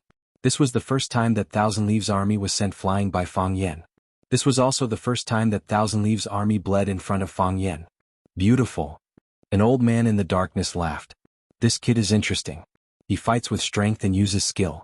He only uses skill and doesn't use strength. He looks like a sissy. If he only uses strength and doesn't use skill, he's just a brute. He'll never be able to achieve anything great. Old thing, don't you know shame? This kid used a bomb to blow people up. This is a sneak attack. It's a shame to be associated with him. What do you know? That old guy doesn't use a sword? That's a cold weapon. Cold weapon my ass. Go and touch the sword in his hand. I'm afraid it's hotter than burning coals. Fang Yan smiled happily and said, Look, no matter how many times you beat me, I only want to beat you one last time. You used a bomb, Thousand Leaves Army said calmly. He felt that he had been insulted, that their contest had been tainted. A duel between peerless experts. They've already climbed to such a high place, how could they use a bomb to attack? If Shimen Chue Shuer and Yi Guqing finally climbed to the top of the Forbidden City, they would each take out a gun from their pockets and shoot at each other. Just thinking about it made him feel cute. That's my weapon, Fang Yan said. It's the same as the sword in your hand. They're both weapons. Thousand Leaves Army chuckled and said, Is that also considered a weapon used by martial artists in a duel? Of course it is, Fang Yan said. You've never played a game before, right? Some weapons are simple and realistic like the soft sword in your hand. But my idiot added special effects so when it explodes it's cooler. The conflict between ancient martial arts and firearms has been at loggerheads for so many years. Martial artists train their bodies, skills and chi while firearms focus on simplicity, efficiency and speed. You should stick to the path of ancient martial arts. Firearms are not advisable, it will make people slack off, so try not to use them as much as possible, Thousand Leaves Army lectured like an elder. Shouldn't you wait until you're on the verge of death to say these words? At that time the effect should be better, Fang Yan advised. Thousand Leaves Army licked the blood on the corner of his mouth and smiled gently. It's been a long time since I've tasted fresh blood, I really miss it. You're right, no matter how many times I win, you only need to win one last time. Thousand Leaves Army's figure became illusory but his voice was still as clear as ever. The last time hasn't come yet, so the winner might not necessarily be you. Before he finished speaking, the tree behind Fang Yan's previous position had been cut in half for no reason. Fang Yan dashed towards the huge rock, and sword marks immediately appeared on the surface of the huge rock. Large and small pieces of rock fell off, but the sword didn't make any sound when it cut the rock. It looked very strange. The sky was filled with Thousand Leaves Army's phantom, jumping up and down as he moved. The sword chi was extremely sharp. It drew a prison and trapped Fang Yan within it, preventing him from escaping. Sword array. The ultimate interpretation of swordsmanship that humans could understand. Chapter 273. They raised their glasses and drank to the moon, forming a trio. Jiang Zhulu didn't use his binoculars to watch the fight on the top of the mountain.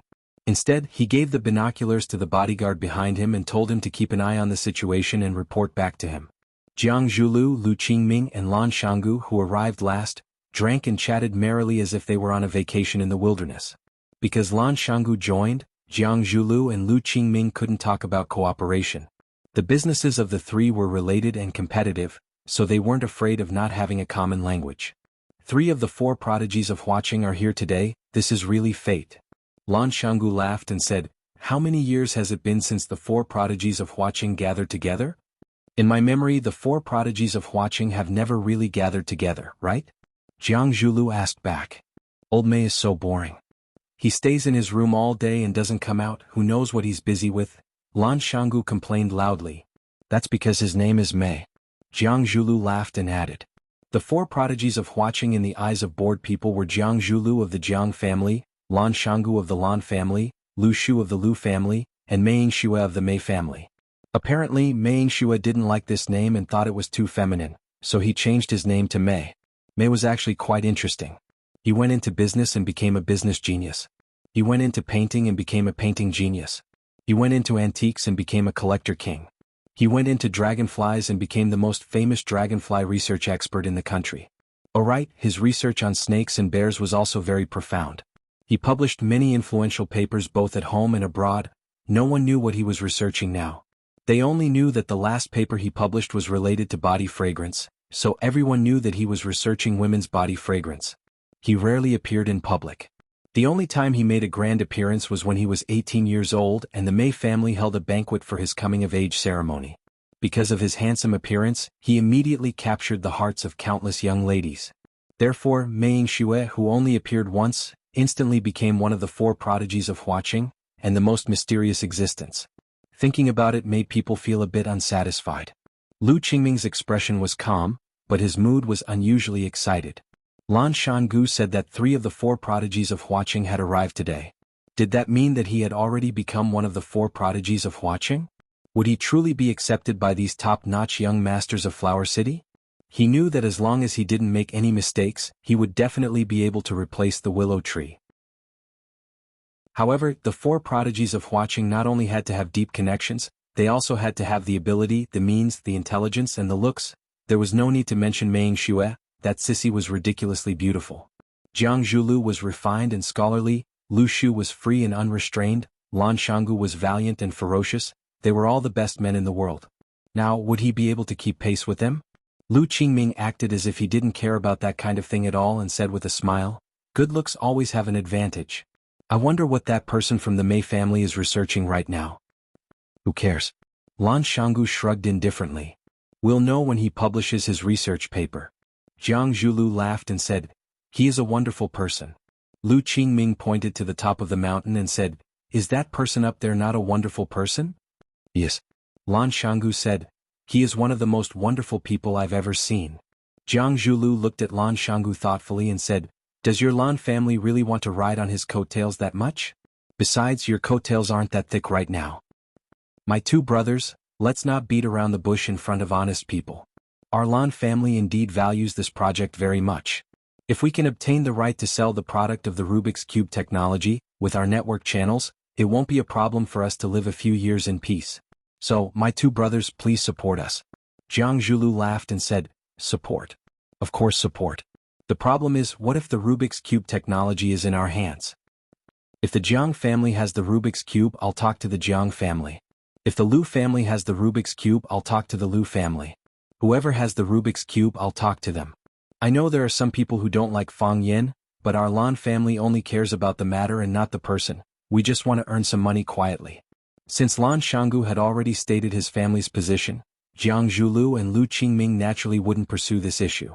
They didn't have the right to prohibit the Lan family from doing business with Chaoyin technology. As long as their butts didn't lean towards them, it was fine. The matter of Lan Shanggu entertaining Fang Yen at the Blue Sky Club had already attracted the attention of many people. "Come, let's drink." Jiang Zhulu took the initiative to raise his glass and invite them to drink. "Good wind, good moon, good brother, we must drink at this time, we must drink." The 3 of them raised their glasses at the same time and said, "We must drink." Chiba Haru felt like she was about to die.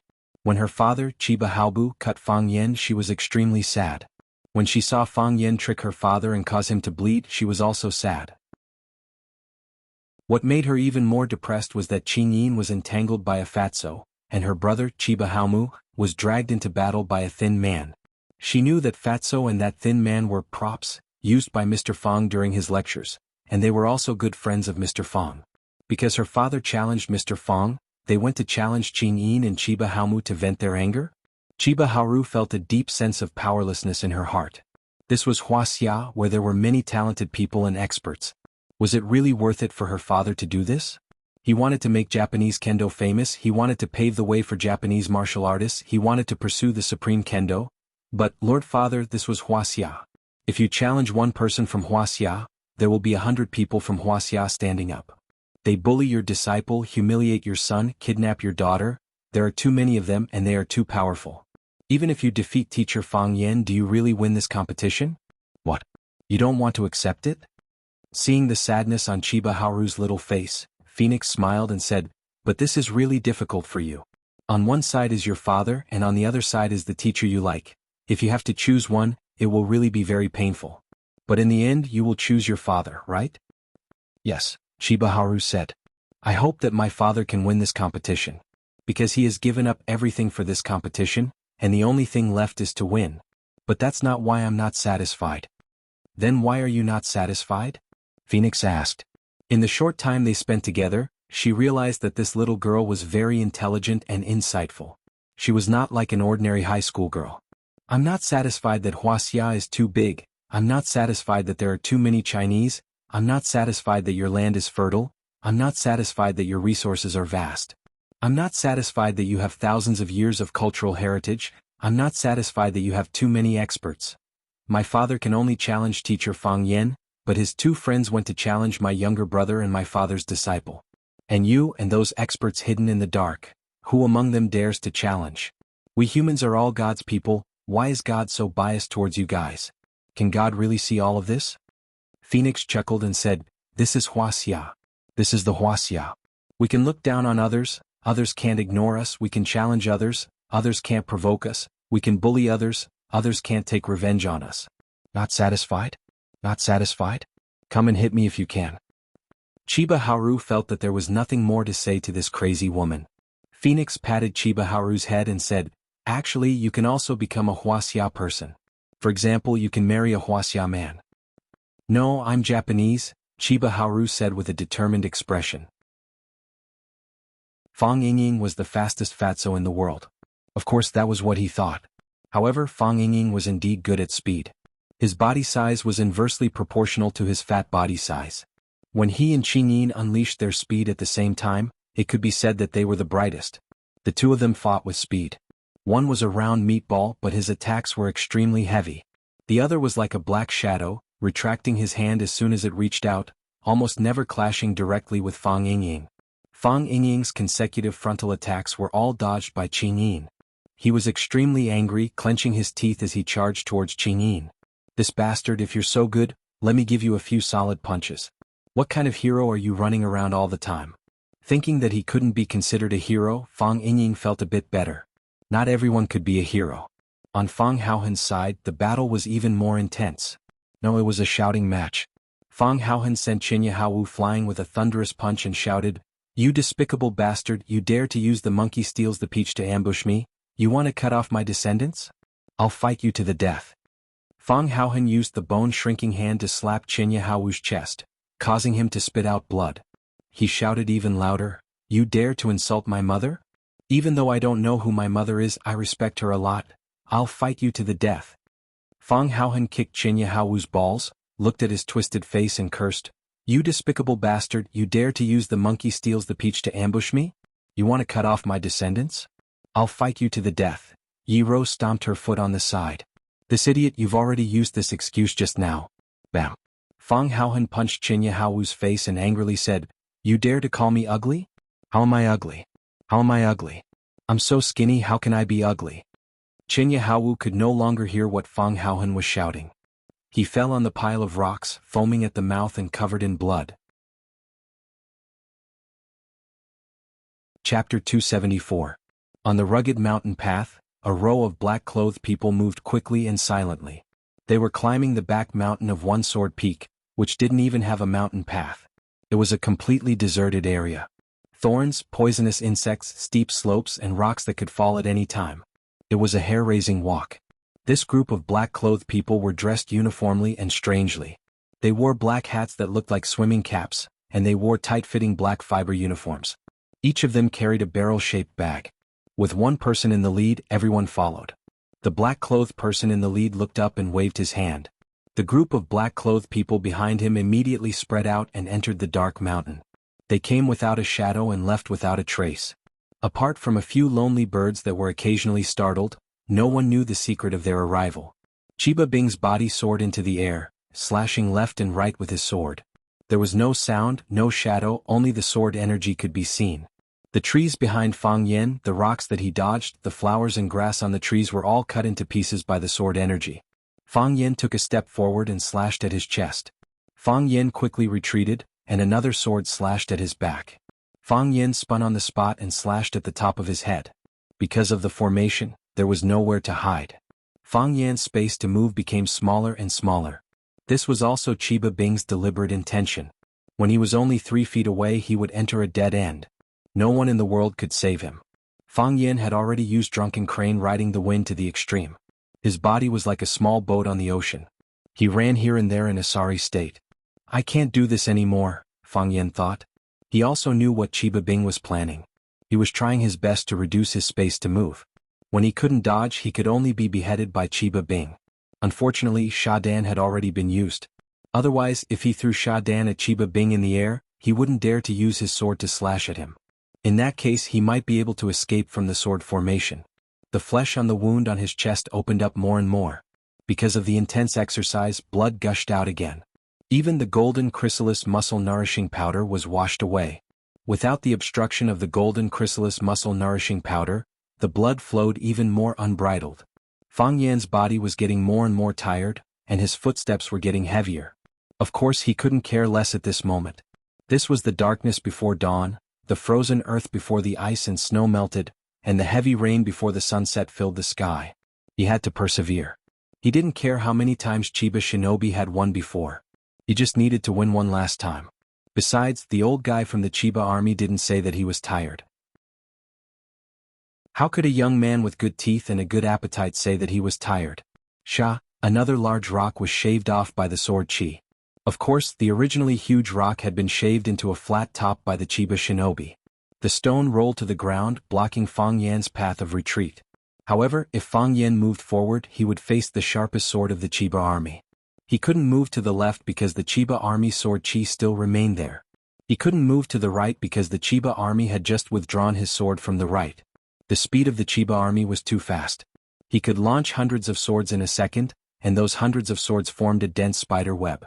It was really not easy for a mosquito like Fang Yan to pass through the spider web. Fang Yan stood still and let the long sword attack him. The Chiba army didn't disappoint Fang Yan and slashed at his neck. This was a horizontal sword. Perhaps because of the excitement of drinking blood, the long sword, which had been silent all this time, actually let out a long cry. Fang Yan closed his eyes and displayed the heart of Taiji again. The Taiji domain was fully displayed, bringing him into another world. He was not convinced. He wanted to try again. He wanted to try again to see if the Chiba army sword was faster or if his hands were faster in the Taiji domain. He could only try again because in his skill box, only the heart of Taiji had a chance to match the unique skill of the Chiba army's sword array. The heart of Taiji was a domain and so was the sword array. Now, Fang Yan was going to use his own domain to fight against the Chiba army's domain. This was one of his few options. Puff! The clothes on Fang Yan's body, which had long been cut into pieces by the sword Chi, burst open, and he blocked the front of the Chiba army. At this time, Fang Yan's upper body was completely naked. Of course, this move was very difficult, so it was recommended not to easily imitate it. Some people could only shake the clothes on the upper half of their bodies, while others couldn't control it well and shook the lower half of their bodies. The wind blew on their buttocks and their balls were exposed. That would be too embarrassing. The Chiba army didn't even look at it. He even imitated Fang Yan and closed his eyes. Two pretentious fellows, someone cursed in the darkness. But this time no one responded. Whether it was Yi Wen, Phoenix Chiba, and the others on the surface or the unknown person hiding in the darkness, everyone was waiting. They were waiting for the most intense battle to arrive, waiting for the peak collision between the successor of Taiji and the Japanese sword god. The Chiba army's body finally appeared in the darkness. His expression was serious, but his hand that was wielding the sword was calm. He had long reached the state of being one with the sword. These swords were his hands, his feet, and a part of his body. No matter how long he used them or how intense the movements he did, he still had absolute control over them. In Fang Yan's Taiji domain, the Chiba army's face and sword were clear. Fang Yan could even see his naked upper body. Even the few hairs on his chest and the two little eyes were undisguised in Fang Yan's mind. Fang Yan quickly diverted his attention. He had looked at the wrong place just now and almost kicked him out of the Taiji domain. The speed of the sword was very fast, but in Fang Yan's mind, it seemed to be moving slowly. Yes, in this domain the speed of all objects was slower than the speed of Fang Yan's eyes. Because he was the only king in this world. Whoosh, suddenly the speed of the sword increased. If the speed was 1 in the past, it had increased to 9 now. It was getting faster and faster, so fast that Fang Yan's eyes couldn't keep up with the speed. The sword also became more and more blurry. He could no longer see the trajectory of the sword clearly. This shocked Fang Yan. He had never encountered such a thing before. Could it be that in his Taiji domain he was no longer the king, but was being controlled by someone else? Whoosh, Fang Yan's mind suddenly exploded, and a colorful rain of stars fell. They flew about, drawing one beautiful arc after another in his boundless mind. The clear images in his mind had disappeared, and now the flowers and grass had become bright spots and lines. Hashirama Chiba's body turned into a moving dot of light, and the long sword he swung was a glowing line. Fang Yan stretched out his hand. Crack, crack, Fang Yan's hand pierced through the sword chi surrounding the long sword. The sword chi exploded, giving off a strange sound. However, the sword energy didn't hurt Fang Yan. Fang Yan's hand finally grasped the blade of Chiba Abe's sword. This was impossible in the past, but it was happening right in front of his eyes. The heart of Taiji, the heart follows Taiji. Sometimes it's not you who thinks about how to fight, but the heart of Taiji will lead you to fight. This was what the old drunkard said to Fang Yan. The old drunkard was a martial arts genius. Until now no one dared to refute this. What he said was naturally very reasonable. Taiji was the protagonist, and people were the carrier of Taiji. This was the state that Fang Yan could experience. However, he didn't know what kind of state it was. Did it evolve or did it deteriorate? Did the heart of Taiji upgrade or did it mutate? Among a million Taiji practitioners, one lucky person might understand the heart of Taiji. Each of the 10 Taiji practitioners who understood the heart of Taiji had a different growth process. Some of them reached the sky in one step and achieved the diamond body. Some of them fell into hell and their bodies and emotions changed. The heart of Taiji disappeared for no reason. The reason why Fang Yan ran away was that he couldn't feel the existence of the heart of Taiji. Instead of saying that he was afraid that Yiro would beat him up, he was afraid that the heart of Taiji would never come back. Therefore, after the heart of Taiji returned, he wouldn't feel embarrassed even if Yiro beat him up in front of hundreds of teachers and students. Instead, he was secretly happy. Look at me, look at me, look at how much I've been beaten up. The long sword stopped moving forward and Hashirama's body also froze in the air. Hashirama lowered his head and looked at the long sword in his hand. He sighed softly and said, "You understand?" "Yes," Fang Yan said. "What did you understand?" "I don't know," Fang Yan said. He really didn't know what he had understood. He didn't even know if he had understood it or not. Hashirama asked him if he had understood it, but he was too embarrassed to say that he hadn't. That would be really embarrassing. "You have indeed comprehended it," Chiba Shinobu said and sighed deeply again. His high spirit was gone and so was his sword. The soul of the invincible Japanese god of swordsmanship was suddenly taken away. He was a little dispirited and said, "I've practiced swordsmanship all my life and I've sought the way of heaven. Even heaven is helping you. What can I do?" Fighting with heaven was endless joy. Fighting with earth was endless joy. Was that really the case? Was the power of heaven and earth something a mere martial artist could consume? Fang Yan didn't care about that. He only remembered a saying, "Take advantage of your enemy's weakness." Just as Chinya was feeling melancholic, Fang Yan slapped his chest with his palm.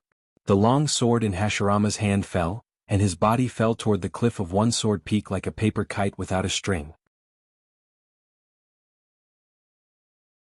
Chapter 275. Father. Chiba Kaori cried out anxiously. She blurted out in Japanese. Right now, no one cared whether others could understand her or not. She had witnessed her father being slapped down the cliff of one sword peak by Fang Yan's palm. The cliff was so high that she and the woman who kidnapped her had to climb it for half an hour, and they had to start climbing from the middle of the mountain. If her father fell down like that, wouldn't he die? She was heartbroken. Tears flowed out of her eyes as she rushed toward the spot where Chiba Hajime had fallen. Phoenix grabbed her arm and shouted, "Stop! You are now my captive. Whether you live or die is up to me, let me go." Chiba Kaori struggled with all her might. Ever since she met Phoenix, their conversation had been very pleasant. Even when she was kidnapped, she still had a smile on her face. This was the first time she tried to break free from Phoenix's control. With a flick of her wrist, Chiba Kaori fell to the ground. "I don't have tender feelings for the fairer sex," Phoenix said with a cold smile. Chiba Haomu had just opened his eyes when he happened to see his father's body falling down the cliff. His eyes were wide open. He couldn't imagine how his father had failed. He was the invincible Japanese sword god, the faith of Japanese samurai, and the totem of kendo. How could he have lost? He got up, ignoring the pain in his body, and rushed toward the cliff where his father had disappeared. Qing Yin had already stopped fighting with Fang Yingying. The moment he saw his master, Chiba Hajime, being beaten down the mountain by Fang Yin, he was dumbfounded. He knew how powerful Chiba Hajime was. He also knew how powerful Fang Yin was. Fang Yin, that bastard, did he use Shadan again? Fang Yingying was also dumbfounded. He was really dumbfounded.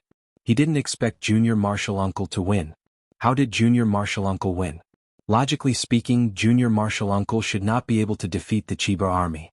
This kind of thing did not make sense at all. In the beginning, Junior Martial Uncle had offended so many masters with his vicious tongue. Should he and Fang Haohan run away tomorrow or not? Because he was thinking about this problem, he forgot to take the opportunity to deal a harsh blow to Qing Yin. Therefore it could be proven that he was truly a fool. Qing Yin only snapped out of his daze when he saw Qinya Haowu crawling up from the ground and about to jump off the cliff. Using his full speed, he grabbed Qinya Haowu, who was about to fall from the sky, and pulled him back. Before Qinya Haowu could resist, he slapped the back of his neck, and Qinya Haowu fainted again without a sound. They cooperated very well. To be honest, Fang Yin was also a little surprised.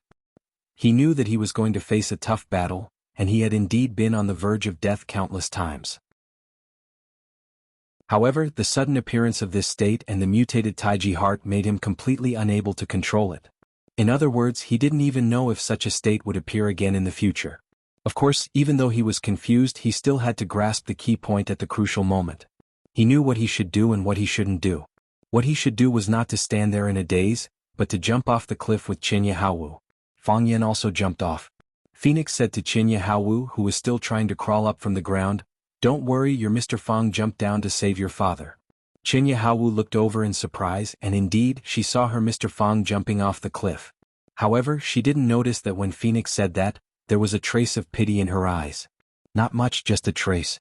Qinya Haowu's falling speed was not fast, and he was still thinking about using his body's strength to control the inertia of the falling object. In this aspect he did very well. He moved his feet and released his energy, using it to increase his buoyancy. If he wore the wide-sleeved robe that had not been blown up, he would look like those immortals who flew in the wind in the valley. This action was really cool. Fang Yin fell very fast because he needed to be fast. Qinya Haowu was sent flying by Fang Yan's palm, which was a passive acceptance. As long as it was something that was passively accepted, everyone would be reluctant to do it. Qinya Haowu didn't want to fall to the bottom of the valley, so he wanted to use his personal cultivation strength and the saplings and vines on the cliff to jump back to the top of the mountain. As long as he was given a small leverage point, he could soar to the sky again. He stood in front of Fang Yin again. He still wanted to fight and he didn't want to admit defeat. Fang Yin thought the same. He also wanted to fight and he didn't think that Qinya Haowu had lost. As long as he was alive, he wouldn't lose. It wasn't easy for him to defeat him. If he didn't take the opportunity to kill him, what if he challenged him again after he recovered? What if he shamelessly challenged Fang Yingying and Fang Haohan? What if he challenged Yi Gentle, that wild woman? Fight. Keep fighting. I won't stop until I kill him. The matter was in free fall, and Fang Yin himself used the 1,000 caddies fall in this movement. Fang Yan's body fell at a high speed, like a big cannonball shot by someone from the top of the mountain. He landed on the top of Qinya Haowu's head and kicked at the top of his skull. If this kick landed, Qinya Haowu's head would be stomped into his stomach. Qinya Haowu waved his arm, and his body moved inward by 10 feet. It was only because of this subtle balance that Fang Yan's heavy body fell below him. Qinya Haowu laughed wildly and shouted, "You came at the right time. I was worried that there was no one to accompany me on the long mountain road." "It's too lonely to be alone," As he spoke, he had already kicked 32 times at Fang Yan's head, face and spine. He exerted his strength very well. Even though he was doing gravitational movements, he still managed to keep his body above Fang Yan's head. Fang Yan kept using his hands to parry, and it was very difficult for him to avoid Qinya Haowu's killing moves.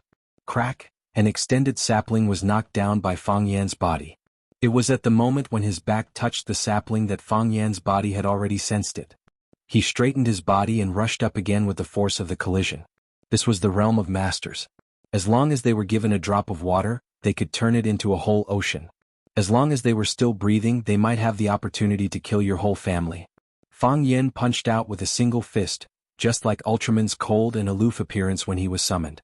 The difference was that one was charging from the sky to the ground, while the other was charging from midair to the sky. Qinya Haowu's right foot straightened and stabbed toward Fang Yan's fist like a sharp sword. He wanted to cut off Fang Yan's fist and split his whole body in half from top to bottom. Don't be fooled by the fact that he was only using one leg. That leg was his invincible sword. Boom! Fang Yan threw out a punch and forcefully hit the tip of the foot that Fang Yan had stretched out. Qinya Haowu's foot shrank, and the shoe on his foot suddenly disappeared. Before he could fully display his sword energy, Fang Yan had already hit him with all his strength. Qinya Haowu's body also rose, but he was hit by Fang Yan. He stretched out his hand and a handful of leaves fell into his palm. With a flick of his finger, a leaf silently pierced toward the center of Fang Yan's eyebrows. Flying flowers and leaves could hurt people. This was the strength of Qinya Haowu. It was the same principle as when Fang Yan penetrated the paper with his internal force and disfigured the willow tree. Fang Yan punched out and sent the leaf flying. Qinya Haowu flicked out 2 more leaves in a row. After they were sent flying by Fang Yan, the leaves suddenly rained down on Fang Yan. In the hands of Qinya Haowu, each leaf was a small sword. He used these countless small swords to form a sword formation and covered the top of Fang Yan's head. People had very little space to move in the air. The way up was blocked by the sword formation. If he dived down, he would be chased by these Yi Jian, which had been penetrated by the fierce energy. Even if Fang Yan fell to the bottom, these Yi Jian would not necessarily lose all their aggressiveness and would still cause fatal damage to Fang Yan. This was Qinya Haowu, the Japanese sword god who could not be underestimated at any time. Fang Yan was really angry. He knew it. He knew that this old guy was not a good guy. You have already failed and been thrown off the cliff. Do you still want to be so powerful? Do you still want to create so much trouble for people? It was so late now and the audience was tired of watching. The ultimate move should have been used up. Can't you just obediently let me kill you? Do you have any professional ethics? Do you have any competitive spirit? What kind of match would go on and on like this? Fang Yan felt that he had to use his ultimate move and secret weapon. This old guy's spirit of resistance was too strong. He suddenly exerted force and the pants on his lower body were shaken off by him. Hiss! When the pants flew off his body, there was a loud sound of cloth ripping. He grabbed the pants that could only be called cloth that was about to be blown away by the mountain wind and waved it at the small leaf sword that was coming toward his head. Clap, clap, clap, clap. The pants that were penetrated by true qi and the leaves that were penetrated by sword qi collided with each other, making continuous sounds. If you were lucky enough to see this scene from a distance, you would be surprised to see a naked guy grabbing something and attacking another guy with his upper body bare. The naked guy ran fast and the naked guy chased even faster. Their fight looked very fierce and ambiguous. If they were not in love, they would never do such a thing. When Fang Yan pulled up his pants and slapped all the Yi Jian away, he also felt a little sad. Damn it, I didn't shake it well just now and my underwear was also shaken off. Chapter 276. Everything on TV was a lie. This was Fang Yan's profound experience. In the past, when he watched TV, once the hero transformed into Super Saiyan, he would clench his fists and shout, and with a strong shake of his body, his coat and pants would fly off. Only a pair of sexy and delicate boxer briefs were left on his body. In fact, that was not the case at all. Think about it, when you used your strength to shake off your pants, didn't you first tear your underwear? If the underwear didn't tear, how could your body's ki blow up the clothes outside the underwear? I've only heard of hitting a cow across a mountain, but I've never heard of hitting long pants with underwear, right? So, you can shake off your coat, but it's very unrealistic to want to shake off your pants and keep your underwear. It was also Fang Yan's first time doing this kind of thing, and he didn't have much experience, so the price he paid was heavy. Originally, the audience on the viewing platform couldn't see the battle on the top of the mountain. Even if they used binoculars, they could only occasionally see one or two figures. When Fang Yan and Chiba Hiroto were fighting, they wouldn't deliberately run to the edge of the cliff to let them see a few more glances. How could a guy who didn't buy a ticket enjoy such VIP benefits? However, Fang Yan and Chiba Hiroto were fighting naked on the edge of the mountain, which was a feast for the eyes of the guys who were anxiously watching with binoculars. A fatso with a cigarette in his mouth widened his eyes, raised his binoculars and said, "Damn, the fight is 2F** king intense, even their clothes are off." The senior Fujoshi next to him snatched away the binoculars of Fatso's boyfriend, raised it to look at the valley, and her whole body began to tremble with excitement. "They really beat their clothes off, they really beat their clothes off. The one in the back took off his pants and I can see his butt. His figure is not bad. Do you think the two of them are having an affair? The love between the God of Swords and the Grandmaster of Tai Chi, just thinking about it makes me so excited." There were even more direct women who waved their fists and shouted, "Together, together, together." Many years later, when Fang Yingying told his son about the battle between the king of Taiji, Fang Yen, and the Japanese sword god Chiba Hashirama, he would still describe it in a heavy and hoarse voice. "It was a tough fight, your grandmaster's clothes were all gone. But, when you say this, can you not look so wretched and smile so lewdly? You'll give the kids bad associations, okay? Otherwise, why would your fat son anxiously ask whether Grandmaster and that Japanese sword god lived happily ever after you finish telling the story? Your son has become like this, and as a father, you have to take full responsibility, okay?" Of course, Fang Yen didn't have the time to think about how much trouble exposing his but would bring to his life. He was working hard, strenuously, fiercely, and relentlessly attacking the Thousand Leaves military department. Bang! Chiba Hashirama's body rose rapidly, and he jumped high to the top of the mountain with the help of a protruding boulder. Fang Yen also jumped high into the sky in a super cool posture. When he saw Yi Wen, Phoenix Chiba Sun, and countless people in the dark staring at his lower body, he couldn't help but lower his head. "Damn, it's so embarrassing." There's a reaction. Fang Yen consecutively used dozens of thousand gene weight on himself, adding up to several tens of thousands of gene. Only then did he manage to press his body down with lightning speed.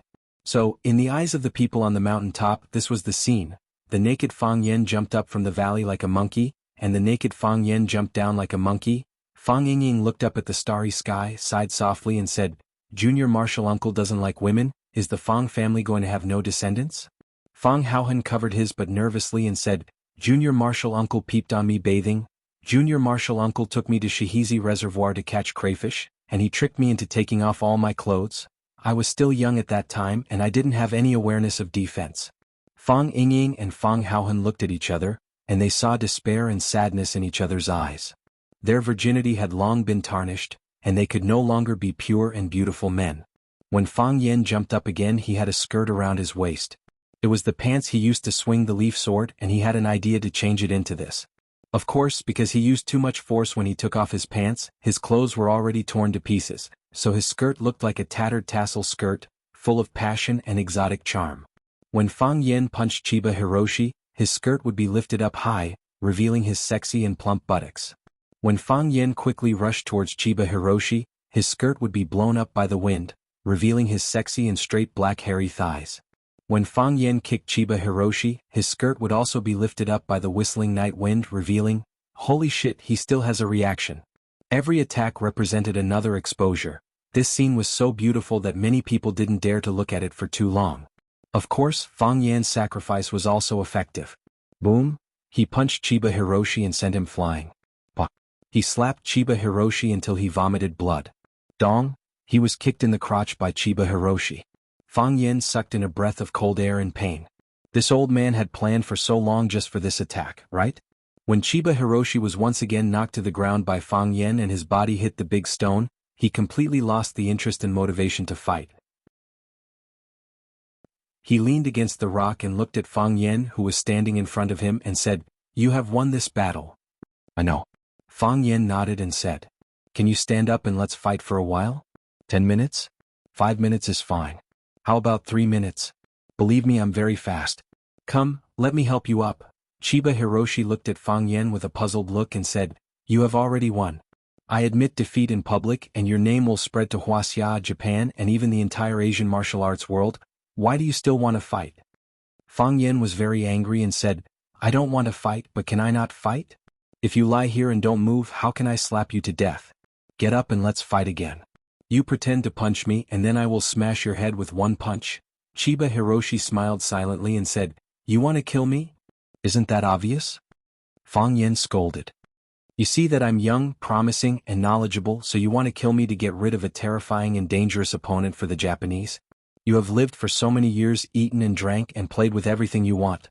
Not counting the illegitimate children, you even have 2 children. Can't you let me kill you with one slap? You're better than me at this point, Chiba Hiroshi said. I wanted to kill you and I showed my murderous intent from the beginning. You wanted to kill me and you only showed a little bit of murderous intent now. Bullsh *T murderous intent. I just wanted to save my life from the beginning, okay? I only wanted to defeat you after I saved my life, okay? I only wanted to kill you after I defeated you, okay? You wanted to kill me from the beginning, but I went through a complicated mental journey and emotional change. You won't understand even if I tell you. Anyway, you have to stand up immediately and let me slap you to death. Chiba Hiroshi laughed wildly. He laughed until his voice was hoarse and he couldn't breathe. He clutched his chest and coughed violently, and bright red blood flowed from the corner of his mouth. His internal organs had been injured by Fang Yen, and his body was severely damaged. Just now, when Fang Yen knocked him out of the canyon, he had already lost his fighting spirit. The reason why he still fought with Fang Yen for so long was that he was unwilling to accept defeat. He couldn't accept it. He couldn't accept being defeated by a young man from Wuxia. In other words, his road to conquering Wuxia had ended here. But as soon as he took a step forward, his foot was chopped off. Such an encounter made people feel extremely sad. I understand. Chiba Hiroshi laughed until tears came out of his eyes. He looked at Fang Yen and said, You are really an interesting person. Only such a person can understand the real martial arts. Martial arts is the human nature. As long as people live with spirit, they can reach the peak of martial arts. Until now, I didn't understand. I didn't know what my biggest flaw was. I focused on comprehending the sword and didn't care about the world, but it also meant that I closed the door to myself in the world. Only by entering the world can I understand the world. Only by understanding the world can I feel the 7 emotions and 6 desires of the sword. My emotions are not lacking in ruthlessness or lightness, but they lack a sense of humanity. I didn't lose unjustly. The old guy lay there and talked for a long time. Fang Yen was not willing to listen to him anymore. He stood in front of Chiba Hiroshi with his hands on his waist and bare upper body and thighs. He said impatiently, Are you going to get up or not? Don't think that I can't kill you because you are like this. I am a cruel and merciless guy. If you don't believe me, you can ask around. Children can stop crying at night just by mentioning my name. Whoosh.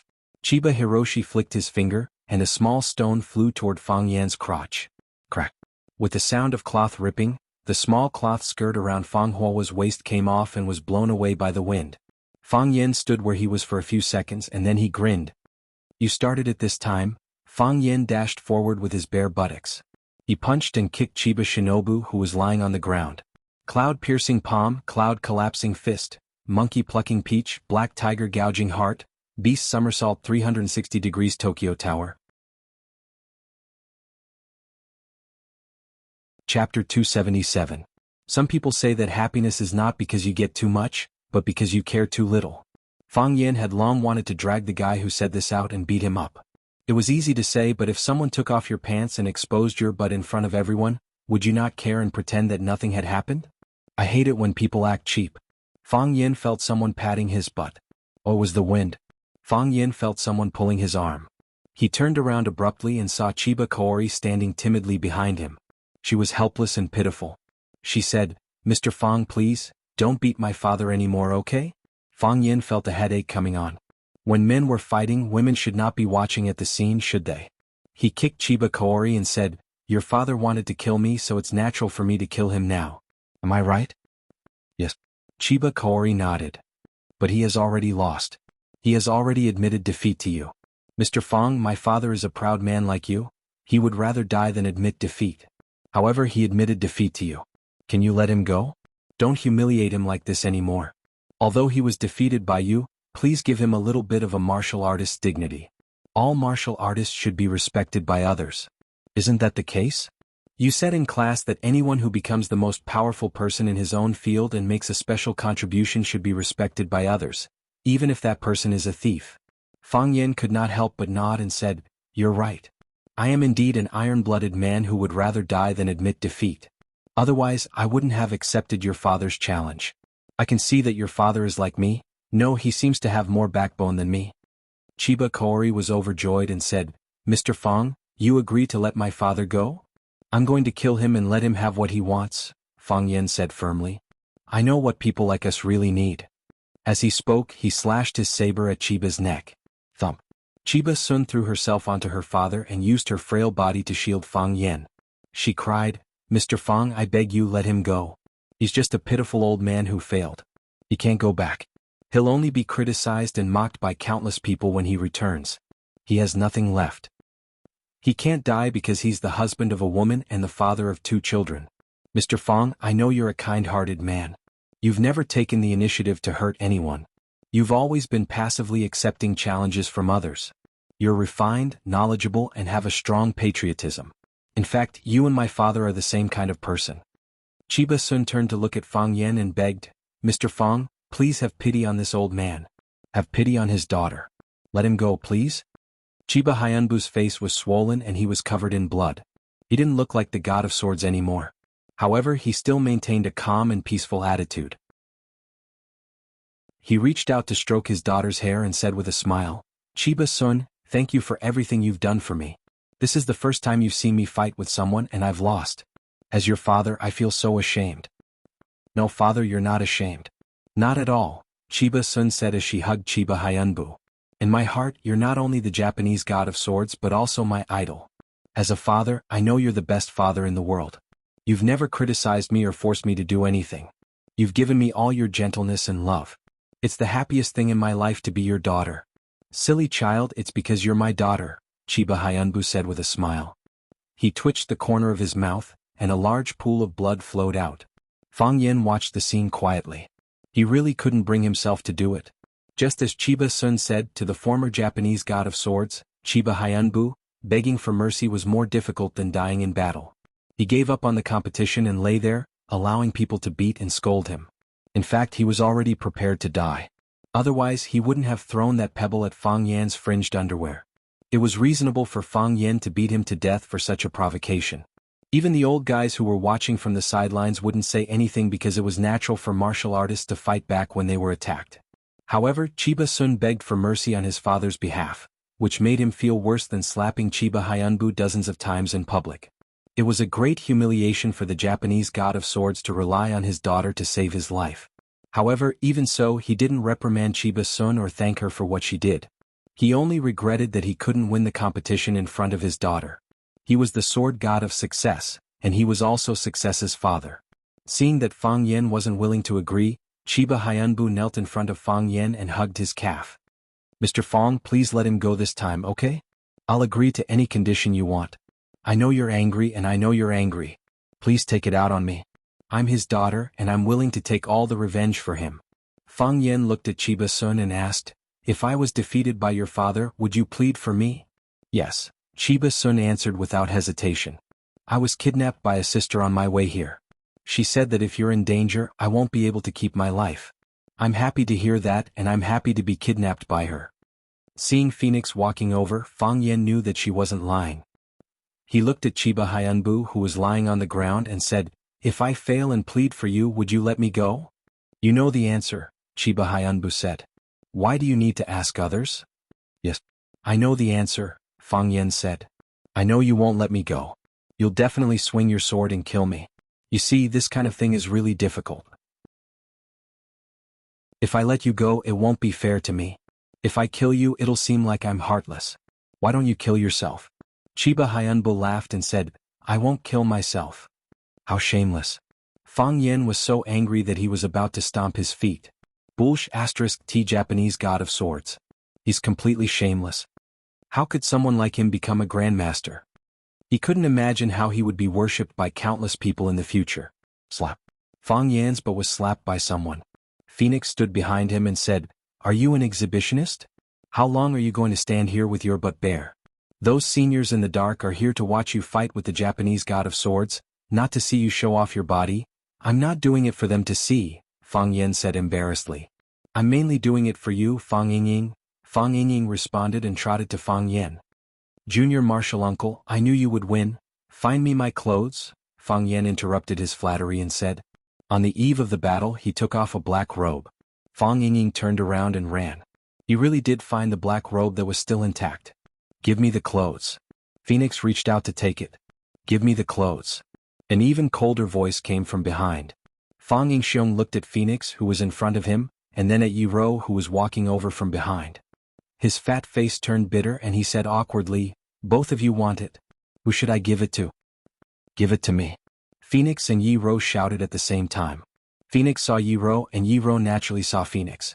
The two women's eyes met, and there was a fierce electric current between them. They were old acquaintances, but they didn't have a good relationship. In terms of feelings, Fang Yan and Phoenix had a better relationship. Because every time Fang Yan was beaten like a dog by Yi Ro, he would run to Phoenix for comfort. Fang Yingying looked at Fang Yan for help, but Fang Yan pretended not to see it. He stared at Chiba and said, Brother, do me a favor and stab yourself, okay? Who doesn't encounter difficulties in the martial arts world? Next time you are in trouble I can help you. Fang Yingying threw the clothes into the air and shouted, whoever grabs it gets it, slap. Fang Yingxiong was kicked in the face. The kick made him dizzy and confused. He felt like he was about to fall to the ground. Bang. He was kicked in the stomach and his body rolled on the ground like a ball. Phoenix sneered and said, I told you to give it to me, so give it to me. Why are you talking so much nonsense? Don't play tricks with me. You're courting death, Yi Ro said in an unfriendly tone. Fang Haohan was so scared that he trembled all over. He wanted to hide his tall body in the crack of the stone. The black robe fell to the ground, but Phoenix and Yi Ro were unwilling to bend down to pick it up. How could such a cold woman do such a thing? Fang Yan looked at Phoenix and Yi Ro, sighed and shouted, Fang Haohan. No one answered. Fang Haohan lay next to Fang Yingying, pretending to be dead. His face was still smeared with the blood he borrowed from Fang Yingying's face. Fang Yan looked at Phoenix and Yi Ro and said, Can you help me pick up the clothes? Neither Phoenix nor Yi Ro answered. Chiba Kaori looked up at Fang Yan, then at Phoenix and Yi Ro. She hurried to pick up the black robe on the ground and brought it to Fang Yan. Fang Yan covered himself with the black robe and fastened the belt. He immediately felt a sense of security. Standing naked in front of so many people, he was really a little uncomfortable. Fang Yan looked down at Chiba Kaori and said, What should I do with you? Chiba Kaori's eyes were suddenly filled with anger. He jumped up and threw himself at Fang Yan. Fang Yan punched and sent Chiba Kaori flying. At the same time, a row of people in black who could fly suddenly appeared in the sky above the valley. They raised their biological guns and shot at Fang Yan. Boom, a large crater appeared where Fang Yan had been standing.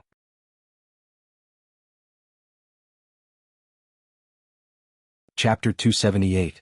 The attack was too sudden, and the enemy's weapons were too powerful.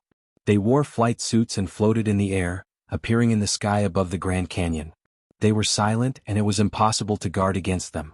What was more frightening was their weapons, which looked like small submachine guns. A silver light bullet was shot towards Fang Yan. When the light bullet hit the hard rock, it actually smashed a huge hole in the rock. If someone were to stand there, they would probably shatter into pieces just like those stones. Not even their dregs could be found. These people came and went like ghosts. They were equipped with advanced equipment, and they used a killer move as soon as they appeared. This made Fang Yan extremely angry because from the weapons they used and the way they did things, he could determine the enemy's identity, the military armory. Only the military armory could do something like this. Were these bastards going to fight to the death with him? I eliminated evil for the people, won glory for the country, and look so cute. What right do you have to do this to me? Before Fang Yan could roar in anger, the second shell flew towards him. Fang Yan quickly rolled and ran forward with all his might. Because the area of effect of the bomb was too large, and after the explosion, there would be green corrosive substances splashing everywhere. If he ran a little slower, it might blow off a leg and tear off a piece of skin. Fang Yan had just experienced a fierce battle. He was exhausted and seriously injured. He really couldn't take such a heavy injury. Most importantly, these people who used Shadan were not stupid at all. On the contrary, they were quite smart. More than a dozen people in black lined up in the sky, each holding a black submachine gun and shooting towards the top of One Sword Peak. They cooperated well, and the shooting frequency was also carefully planned. If the top of One Sword Peak was described as a large square array, then two black-clothed men would shoot the silver bullets at the first square, and then the other two black-clothed men would shoot the silver bullets at the second square. The third and fourth groups would do the same. Each square was the maximum explosion range of the bomb. When the first group finished shooting, the second group would take over, the third group would be responsible for reloading, the fourth group would shoot without mistakes, and the fifth group would shoot accurately. Their artillery fire blocked the entire one-sword peak. Not even a mouse could escape. This was an extermination operation to make Fang Yen and everyone on one-sword peak stay. Boom boom boom, the sounds of explosions rang out incessantly. After a round of artillery fire, the summit of the one-sword peak was blasted into countless craters. It was like the surface of the moon photographed by a satellite. When the first shell was about to hit the ground, Fang Yen sent Chiba Hajime flying. Chiba Hajime was quickly carried away by Phoenix. This bandit was quite attentive to his hostage. It had always been the gangsters who let the hostages die for them. This was the first time he had seen a gangster risk his life to save a hostage. The two of them had run into the shadows, but it wasn't safe there either. Yi Gentle picked up the stone and threw it at the black figure in the sky. If it was someone else, it wouldn't be a big deal if they smashed it. Trying to use a small stone to shoot down an expert with an aircraft in the air was undoubtedly a dream. However, if the person who threw the stone was Yi Ro, the situation would be different. Yi Ro attacked with hatred. Her strength was astonishing. In her hands, a stone thrown out was no different from a shell shot by the men in black with a submachine gun. It was just that there were no explosions or special effects. Because she was too fast and the stone was flying too fast, no one could hear the sound of the stone flying until it reached the target. Bang! The stone hit the black-clothed man's body. The man screamed and died tragically. There was a big hole in his chest, which was wearing a special bulletproof vest, and the bones in his chest were all broken. The submachine gun in the hands of the man in black stopped firing. His body was carried by the aircraft and drifted in the sky like a ghost without a master. Everyone disperse and be careful. Seeing that one of his team members was killed by a stone, the captain of the flight team warned in a low voice and gave the order. The black-clothed men immediately broke up their formation and headed towards the summit of one-sword peak in pairs. With another round of artillery fire, they would be able to blast the entire one-sword peak into a wasteland. After Yi Ro threw the first stone, she didn't wait for its final result. When the man in black screamed before he died, she had already picked up 2 more stones and threw them at the other 2 men in black in the air. Burst fire. Bang. Only one sound was made, but 2 people were hit at the same time. One's head was smashed by the stone, and blood splattered everywhere. The other one was even more unlucky. His armory was hit by the stone. Boom, the body of the man in black exploded in the air. Countless pieces of flesh and blood flew in the air. The captain of the flight team quickly dodged, but his back was still hit by something. His back was the flight bag of the aircraft, so it helped him block some of the attacks. However, this still made the captain furious. He shouted, "Kill them all, kill them all." As he spoke, he held the submachine gun and fired at Yi Ro's position. He saw how powerful Yi Ro was and knew that she was the culprit who caused them to lose 3 of their fighters. In the blink of an eye, they lost 3 trained pilots. This made him feel like his heart was bleeding. He only had these few good seeds, so he couldn't give them up so easily. Otherwise, his position as the captain would be over, and he would be dead when he returned. Hearing the captain's angry roar, the other team members desperately rushed to the top of the mountain. Idiot! Every time a team member died, a red star would be destroyed on their silver shield. This was just the beginning, and they had already destroyed 3 red stars. This meant that 3 of their team members had left the team forever. They were both angry and afraid. No one wanted to be the next unlucky person. If they didn't want to be killed, they could only kill. If they ruthlessly killed the other party and completed the mission as quickly as before, they would be safe. Rumble, rumble, gunfire rained down, and the rumbling sound was endless. On the viewing platform, the audience who didn't know what was going on looked at the top of the mountain in confusion and said, "What's going on? Why do I hear thunder?" It's not thunder, it's Tai Chi Master Fang Yen and the Japanese sword god sparring. They are using their ultimate moves at the same time. One is using the Tai Chi turtle wave technique, the other is using the Japanese ninja technique. There's someone in the sky, look, there's someone in the sky. Laojun Pavilion. Jiang Zhulu raised his binoculars and looked, and his expression became ferocious. He looked at Lu Qingming and Lan Shanggu who were sitting in front of him and said, "Brothers, looks like we have to leave first." "What's going on?" Lan Shanggu took Jiang Zhulio's binoculars and looked, then said, "Someone wants to kill us all? Don't tell me they want to put shit on us 3 brothers? What a good move." Jiang Zhulu smiled and said, Those people are so ruthless we can't stay and clean up their mess. Lu Qingming also took the binoculars. This was the first time he looked at the top of the mountain with binoculars. After a few glances he said, "Who are those people? They're so ruthless, they didn't just want to kill Fang Yan, right? But since it's like this, it's probably too late for us to leave now, right?" Who knew this would happen? Lan Shanggu smiled bitterly. "If I knew this would happen, I wouldn't have come." Jiang Zhulu looked at Lan Shanggu with a smile and said, "Brother Shanggu, if Fang Yan really couldn't go back today, wouldn't it be easier for you to do business?" Lu Chaoga isn't an easy person to negotiate with. Lan Shanggu shook his head and said, "If Fang Yan died, Lu Chaoga would be a toothless tiger. Other than having a fierce temper, what's the difference between him and a big cat?" Jiang Zhulu smiled and said. Lan Shanggu looked at Jiang Zhulu and said, "Even if Fang Yan can't go back tonight, isn't there an even bigger tiger standing behind Lu Chaoga? That tiger is a real tiger. That tiger is too far away from us. Unless Lu Chaoga moves his company to Beijing, as long as he stays in Huaqing, he can forget about leaving us brothers to get rich.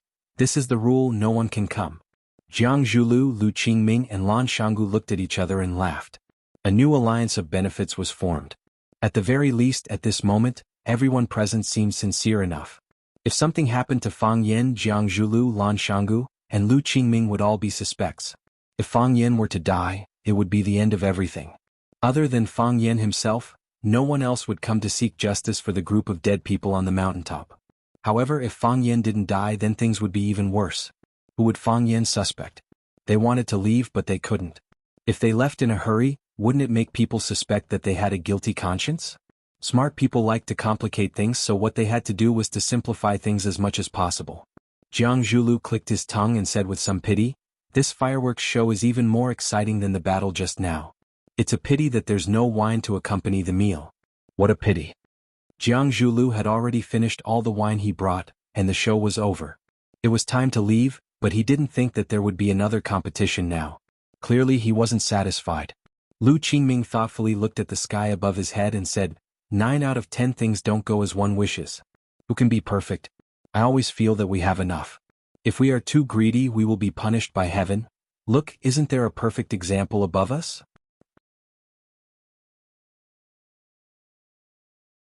Chapter 279. The top of One Sword Peak became hell on earth. After numerous rounds of indiscriminate gunfire, as well as the green liquid splashing all over the place, there wasn't a single place left intact on the mountain top. Rocks were broken, trees were burnt, weeds were blackened, insects and birds were all dead.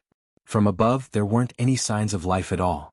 Some of the dried wood was being burned, letting out crackling noises. This was the only sound at the top of One Sword Peak. "Captain, are they all dead?" a team member asked through their helmet communicator. They originally only wanted to kill Fang Yan alone, but his resistance was so intense that they were afraid of being crushed to death by the rocks, so they madly fired at the top of One Sword Peak until they emptied all their weapons. They had lost their minds just now. According to their training, they weren't allowed to use up any more weapons after killing their target. They were supposed to keep at least 20% of their weapons for emergencies. This was the first time they'd ever done something like flattening an entire mountain in one go. Who told them to face a bunch of freaks that could fly around and shoot down airplanes with rocks? It should be, the captain cautiously scanned his surroundings, then finally made his decision and said, "They're all dead." The captain gestured with his hand and ordered, "Retreat." The team members received their orders and prepared to dive down. At this point, something unexpected happened. A rock whistled towards the back of a black-clothed pilot. The pilot was shocked and raised his shield to block it. Clang! With a dull thud, the black-clothed pilot and his shield were both sent flying by the rock. It wasn't until he flipped a few times in the air that he screamed in pain and fell down into the abyss. "Hurry up and retreat," the captain issued an emergency order. "There's clearly no one here, so why are there still rocks flying towards them?"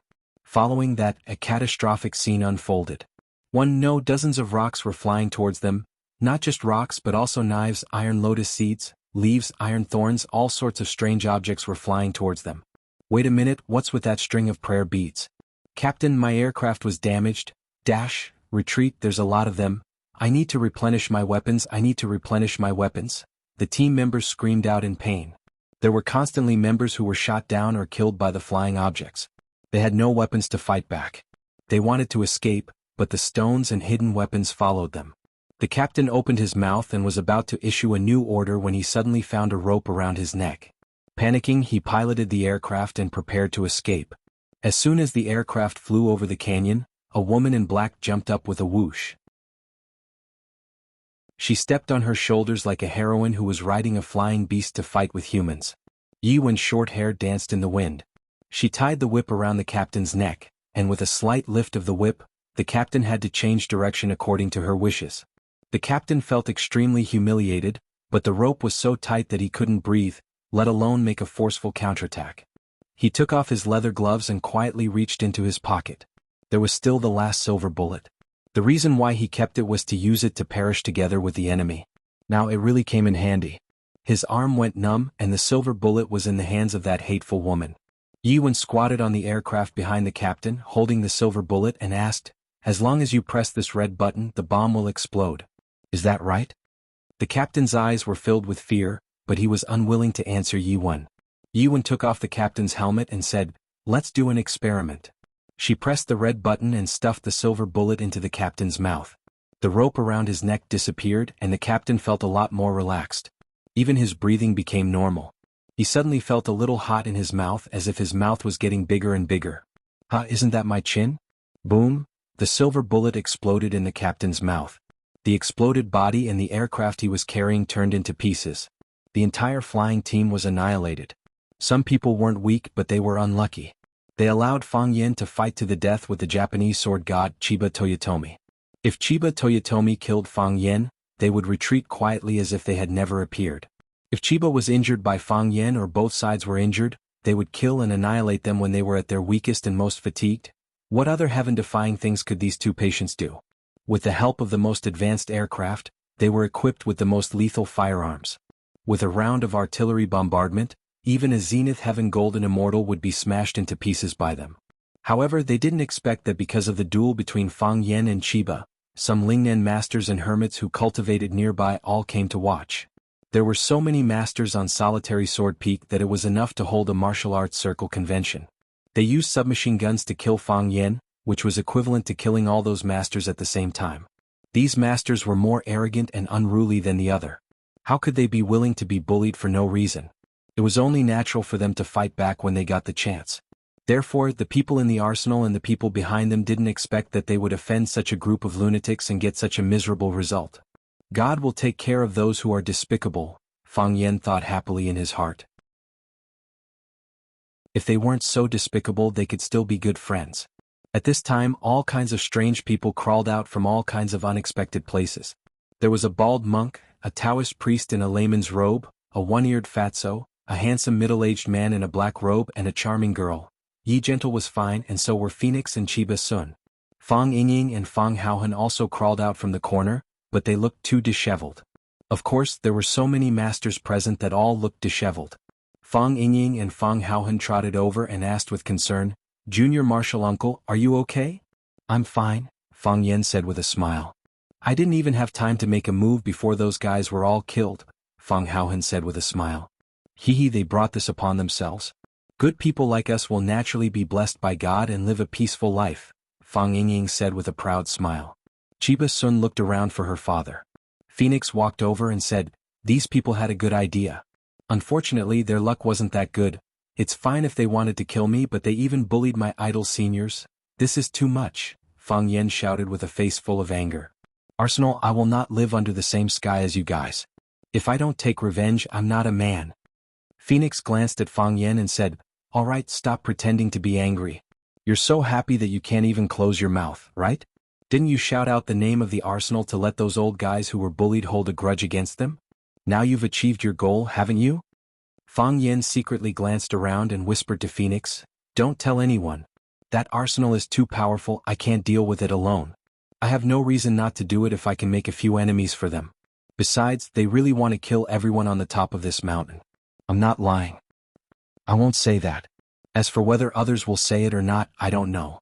They have a strong sense of justice." Phoenix glanced at Yiro, who was standing at the side, and sneered, "I don't talk nonsense with people." Yiro looked at Phoenix's provocative eyes.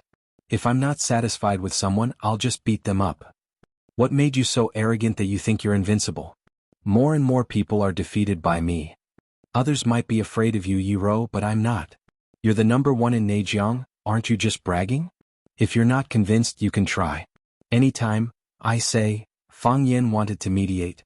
Today is a big day, there's no need to be so contradictory, right?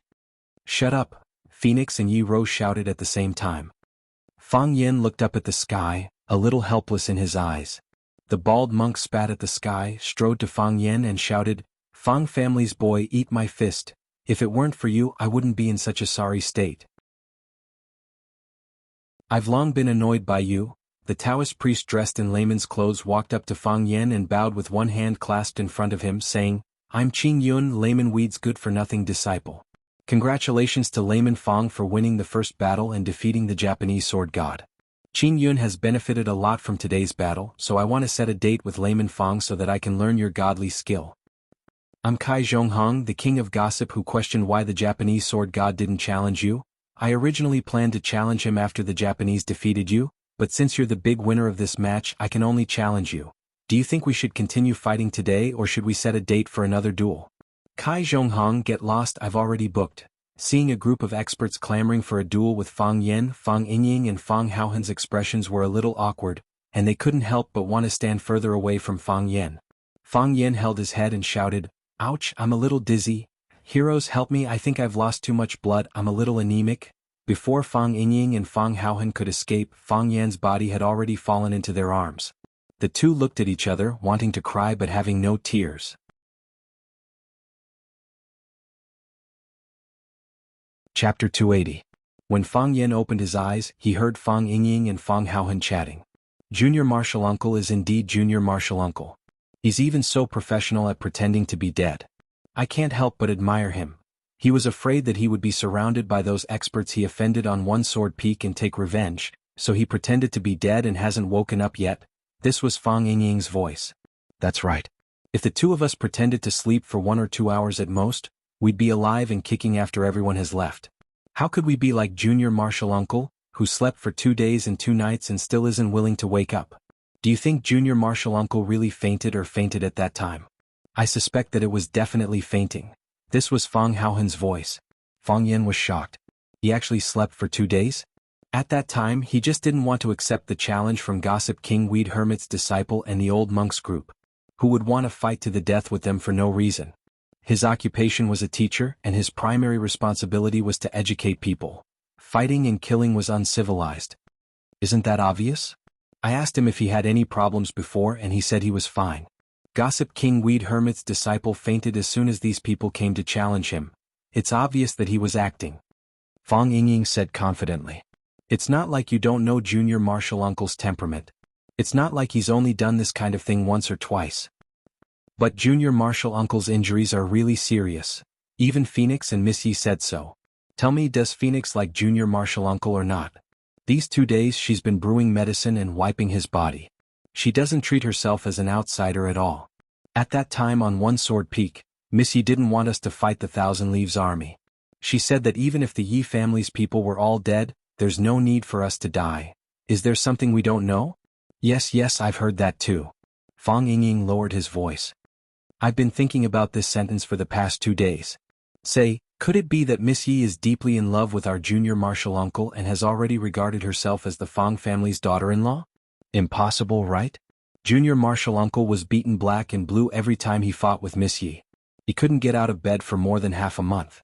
What kind of daughter-in-law would beat her future husband like that? Fang Yingying thought about it seriously and said, It's not impossible.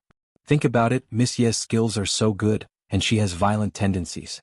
Whenever she has something to do, she'll definitely find someone to beat up. Take the inner world for example, how many people can be a match for Miss Yi?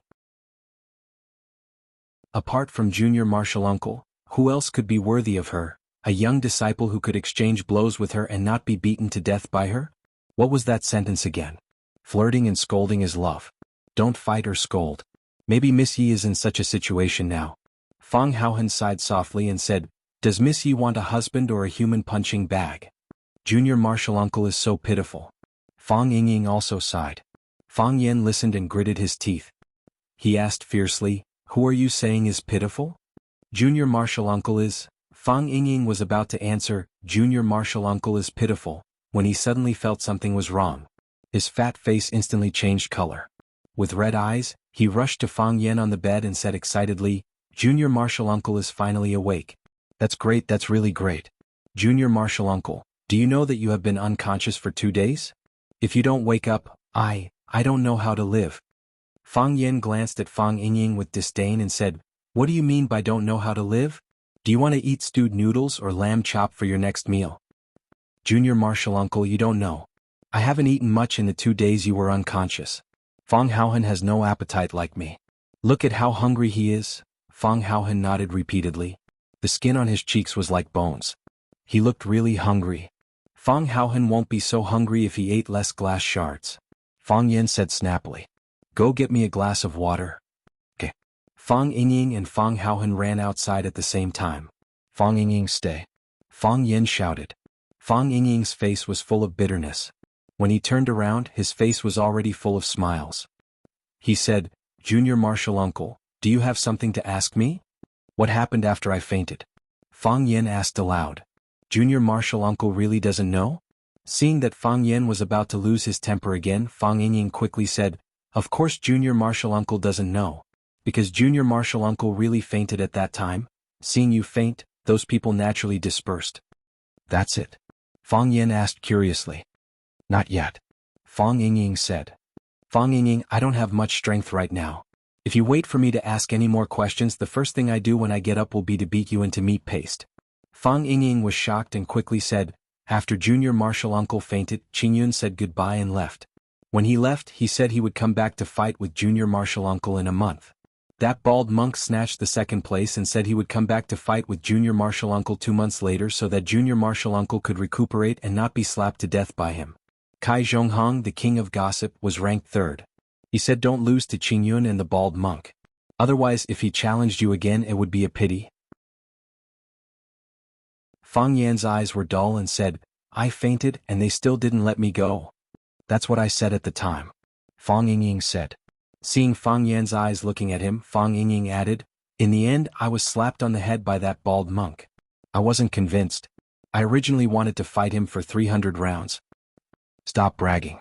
You couldn't even last 3 rounds," Fang Yen said. Fang Yingying grinned and said, "Great minds think alike. When I saw that I couldn't beat him, I didn't take the initiative to hit him."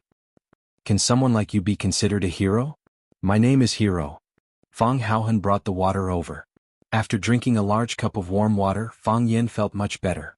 He asked Fang Yingying and Fang Haohan to help him up. Seeing the gauze wrapped around his chest, he knew it was the work of a girl. He said, "This is from the phoenix bun?" "Yes." "The phoenix cleaned your body, stitched your wounds, applied ointment for you. She also helped you shave and dig out your earwax." "Where's Yi Ro?" Fang Yen asked. "When Miss Yi came, the phoenix was cleaning your body, stitching your wounds, applying ointment, shaving your beard and digging out your earwax. She probably felt that she couldn't find anything to do, so she turned around and left." Fang Yen smiled bitterly and said, "Why?" "Why what?" Fang Yingying asked in confusion. "What do you know?" Fang Yen shouted angrily. "Everything was done by the phoenix. What did you 2 idiots do?" Fang Yingying and Fang Haohan looked at each other. Fang Haohan said bitterly, "We're too stupid. That's why we can't do anything. We can only sit there and watch over Junior Martial Uncle. No wonder people say that stupid people have stupid luck. However, some people are really stupid. Some people are just pretending to be stupid." Knock, knock, knock. Fang Yingying went forward and gently knocked on the door. Creak. The wooden door of the small courtyard was pulled open. Qingyin saw Fang Yen, Fang Yingying, and Fang Haohan standing at the door. He asked cautiously, "What do you want?" Qingyin's Wuxia language was still not good. It took a lot of effort to understand what he was saying. Fang Yen waved his hand to tell Qingyin not to be nervous. He said with a smile, "I'm here to see your master." Qingyin hesitated. A man's voice came from behind. "Qingyin, an important guest is here. Invite the guest in." Qingyin stepped to the side and made an inviting gesture. Chiba Shinobu stood in the courtyard. He was wearing a wide-sleeved robe. His skin was fair. He didn't change much from when they first met. However, Fang Yen could still feel the gloomy and dejected aura from him. He had lost something very important. Domineering. The sword god of Japan, the #1 martial artist in Japan, had lost his domineering aura. This was obviously a very regrettable thing. Fang Yen stood in front of Chiba Shinobu with a trace of pity on his face. Chiba Shinobu laughed. He's just a loser. Why are you troubled, Fang Yen-san? You didn't lose in swordsmanship. You lost in the way of the world, Fang Yen said. Japan is still too small. It will limit your vision and mind, which is not good for understanding swordsmanship. This kind of thing can't be changed by one person. It also can't be changed by the power of a country. Japan once had the chance to rise to the sky in one step, but it failed. Failure is inevitable, Fang Yen said with a smile. You've come to Wuxia. You've stepped on the land of Wuxia. You've seen it with your own eyes and heard it with your own ears. You should know how cohesive and hardworking this nation is. Do you know why we're called the descendants of the dragon? Because our ancestors had such expectations for us.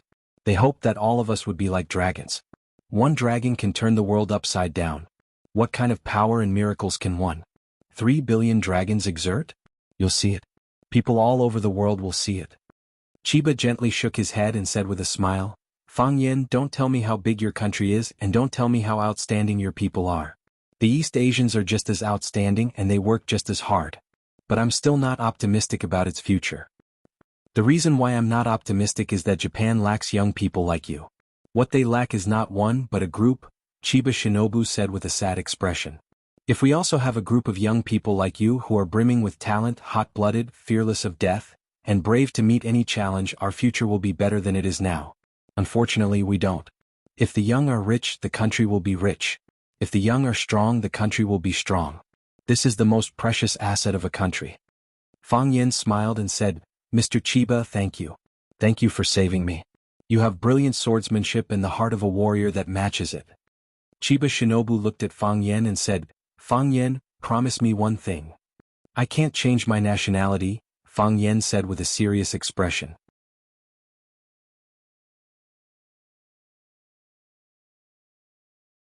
Chapter 281. Chiba Hattori's face and forehead were full of scars. Although they had been treated with medicine, they were not specially bandaged with gauze. Therefore, those wounds were like little red flowers growing in the wild grass, looking particularly delicate and dazzling. Fang Yan's face was also injured, but his face was often injured so the people around him were used to it. However, when Chiba Hattori's face was injured, everyone felt that it was particularly funny and strange. The head of the Japanese Ministry of War was the Japanese sword god.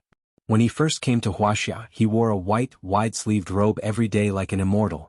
At first glance, one could tell that he was a high-quality uncle with knowledge, quality, and wealth. If those love-struck girls saw him, they would definitely yell, "Come to my bowl." However, it didn't take long for him to be beaten up by Fang Yen. It was sad to think of it. Qing Yin refused to leave and stood behind Chiba Hattori. If Fang Yen dared to do anything, he would rush up and be beaten up by Fang Yen. Chiba Hattori also came out and he looked even more embarrassed. His eyes were still purple-black and there were several scars on his forehead. One of his arms was tied with a bamboo board. When he walked, he couldn't help but look at his crotch, because Fang Haohan had kicked it there. His mouth was puffed up like a frog that might jump up and eat insects at any time. He stared at Fang Haohan fiercely and hatefully. Obviously, Fang Haohan had replaced Fang Yan's position and become his most hated enemy in his mind. Hearing Fang Yan's refusal, Chiba Hattori looked stunned and said, "Why do you think I would make such a request?" Fang Yen looked at Chiba Hattori and said, "People always tell me that a person will pursue what he lacks. You said that your country lacks talented and hot-blooded young people like me, who are not afraid of death and dare to face any challenge. I'm worried that you will ask me to change my nationality and enter Japan. I know that there are some people who gave up their Wuxia nationality to work for you because they participated in your talent introduction program. However, this group of people will never include me." Fang Yan's memory was still very good. He repeated the words that others had praised him without missing a word. His laughter was clear and bright, like the cry of a crane. He laughed for a while, then looked at Fang Yen and said, "If I put forward such a condition to you and you happen to be willing to accept it, would you still be the kind of young man I talked about?" Lord Fang Yen, 99% of the things in this world can be sold and sold, only moral integrity is difficult to value. What kind of moral integrity is it if it can be evaluated? Do you think I have integrity? Fang Yen couldn't help but laugh. Yes. I think so too, Fang Yen said. I just want to ask my international enemy to confirm it for me again. Because my grandfather told me that the person who understands you the most will always be your opponent. Your grandfather is right, Chiba Hirobumi said. Fang Yen looked at Chiba and said, when you suddenly jumped, I thought you hadn't given up, so I sent you flying. Later, when I saw the black shadow in your eyes, I realized that you were trying to save me. I'm very curious. If you wanted to kill me so badly, why did you save me at that critical moment? I wanted to kill you, Chiba said. That doesn't mean I wanted to see you killed. Are you saying that I must die by your hands? At least you shouldn't be killed so shamelessly. You are also a person with integrity, Fang Yen commented. If it were you, would you have saved me? Fang Yen looked around, then lowered his voice and said, I won't hide it in front of you. I wouldn't. Because at that time I was defeated by you and my heart was filled with hatred. I was thinking about how to stab you and punch you. If someone else did it for me, I wouldn't blame them for not telling me in advance. Besides, I'm afraid of death. What if you don't like me and finish me off with a stab? If someone helped me create an opportunity, I would definitely get up and run down the mountain. Staying alive is more important. You came to challenge me at this age. When I grow to your age, I will challenge you again. As long as you don't die, we will meet again. Fang Yen grinned and said, of course, if there were outsiders here, I wouldn't have answered like this. I will express my heartfelt gratitude for your noble character and unquestionable integrity, and I will strongly condemn the actions of those who ambushed you. They ruined a fair and just duel of high quality, and their actions are an insult to us pure warriors. You did what you should have done. If it were me, I would have done the same. Isn't this answer more pleasing? It is indeed more pleasing, Chiba nodded. You live more realistically than I do. No, I live more shamelessly than you, Fang Yen said. Many people say that about me, but I have never admitted it. However, you are my savior. I am willing to confess in front of you. Because I can't do what you can do. This is where I am not as good as you. So, I am willing to promise you one thing. I hope, wait. Fang Yen quickly interrupted Chiba and said, the request you put forward must be something that I can do, and I am willing to do it. As long as it doesn't violate national policies, laws and regulations, I won't be scolded as despicable, shameless and nasty. I also have a profession as a teacher. Sometimes I have to maintain my personal image. Chiba was stunned for a long time. Finally, he said, I want to see. Don't underestimate the enemy. Why does he want to see my master? Is it because he was defeated by Junior Martial Uncle that he is not convinced and wants to challenge my master? Fang Yingying asked with a puzzled face. He is courting death. Fang Haohan made an accurate conclusion about Chiba's behavior. Fang Yan's face was gloomy. He said, he is an opponent worthy of respect. Fortunately, there is only one Chiba in Japan. When the three returned to the school, the gate of the small courtyard was wide open. Fang Yingying put on an alert posture and said in a low voice, there are thieves in the house. Slap. Fang Yen slapped his head. Because he was still very weak, the slap was not strong enough, which made people feel a little sorry. Fang Yen strode into the house. There were 3 more people in the house. If the 3 of them were thieves, then they would be 3 beautiful female thieves. Yi Ro, who was in black clothes and pants, stood on the windowsill, looking at the nursery in the yard with clear eyes. She clearly saw Fang Yen, Fang Yingying and Fang Haohan come back, but it seemed that she did not care about their existence at all. She wore a white high-slit dress covered with black spots and a white blouse. The hem of the blouse was tucked into the long dress, giving her a stylish and capable look. Phoenix, who wore a light pink suit jacket, sat on the sofa in the living room. Lu Chaoga occupied the master's seat and was boiling water to make tea for Phoenix and Yi Ro. Phoenix saw Fang Yen come in, but she was still smiling and talking with Lu Chaoga. She said, you are very skilled in making tea. It seems that you do this kind of thing often? I like to drink tea. Lu Chaoga had a soft smile on her face. It was neither hot nor deliberate. But Fang Yan's understanding of the tea ceremony is far above mine. When we first met, he took out the tea I served to him and made clear comments. Later on, we got to know each other better and I learned even more about the tea ceremony from him. He is a very knowledgeable man. This is very rare in a young man. Phoenix held the teacup in her hands and sipped her tea. She said, Fang Yen does have the habit of showing off his skills. Back in Yanjing, he would often use his strange and unusual knowledge to pick up girls. Of course, he had never succeeded. Because everyone in Yanjing who knows him knows what kind of person he is. By the way, Miss Lu, you seem to be very familiar with this courtyard? You know this room as well as your own home. Do you come here often? This is my courtyard. Lu Chaoga said. When Fang Yen first came, he didn't have a place to live, so I lent him the courtyard. Of course, I planted a lot of flowers and plants and he had to pay me to take care of them. Fortunately, Fang Yen is also very proficient in this area. Under his care, the flowers and plants grew even healthier. Moreover, several pots of plants that were originally showing signs of withering were also brought back to life because of his miraculous hands. Look, those are the spider plants. They are now growing so beautifully. A few days ago they even bloomed, but now the flowers have withered. Phoenix smiled even more happily and said, 2 days ago when I was helping Fang Yen wipe his body, I was curious. This kid was beaten up by a wild woman to the point that he didn't dare to go home. He just came to Flower City and now he has such a house to live in. I can't help but be envious. This kid's luck with women is quite good. Lu Chaoga turned her head to look at Fang Yen and said, Fang Yen is indeed a very good person. He has helped me a lot, even my life was saved by him. If I can help him with something, I will be very happy. Heavens, you had such an experience? Phoenix asked in surprise. My life was also saved by him. I don't know if he has told you about it, but we are childhood friends. It is not an exaggeration to say that we are childhood sweethearts. It was a snowy winter and we went ice skating together. I accidentally fell into a hole in the ice, and it was Fang Yen who jumped in first to pull me out. Although people later said that he deliberately used Tai Chi wave to shatter the ice, I don't believe that he would do such a thing. That day it was raining heavily. Fang Yen and I were eating at Sky No. 1 in Flower City. When we came out, it was already very late and the rain was very heavy.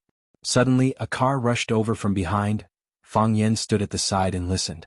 The two women were not stingy with their words of praise for him. If he had not heard it with his own ears, he would not have known that he was actually so handsome and charming. However, Fang Yen did not feel happy at all. What were these two crazy women trying to do by showing off their affection in such a high-profile manner?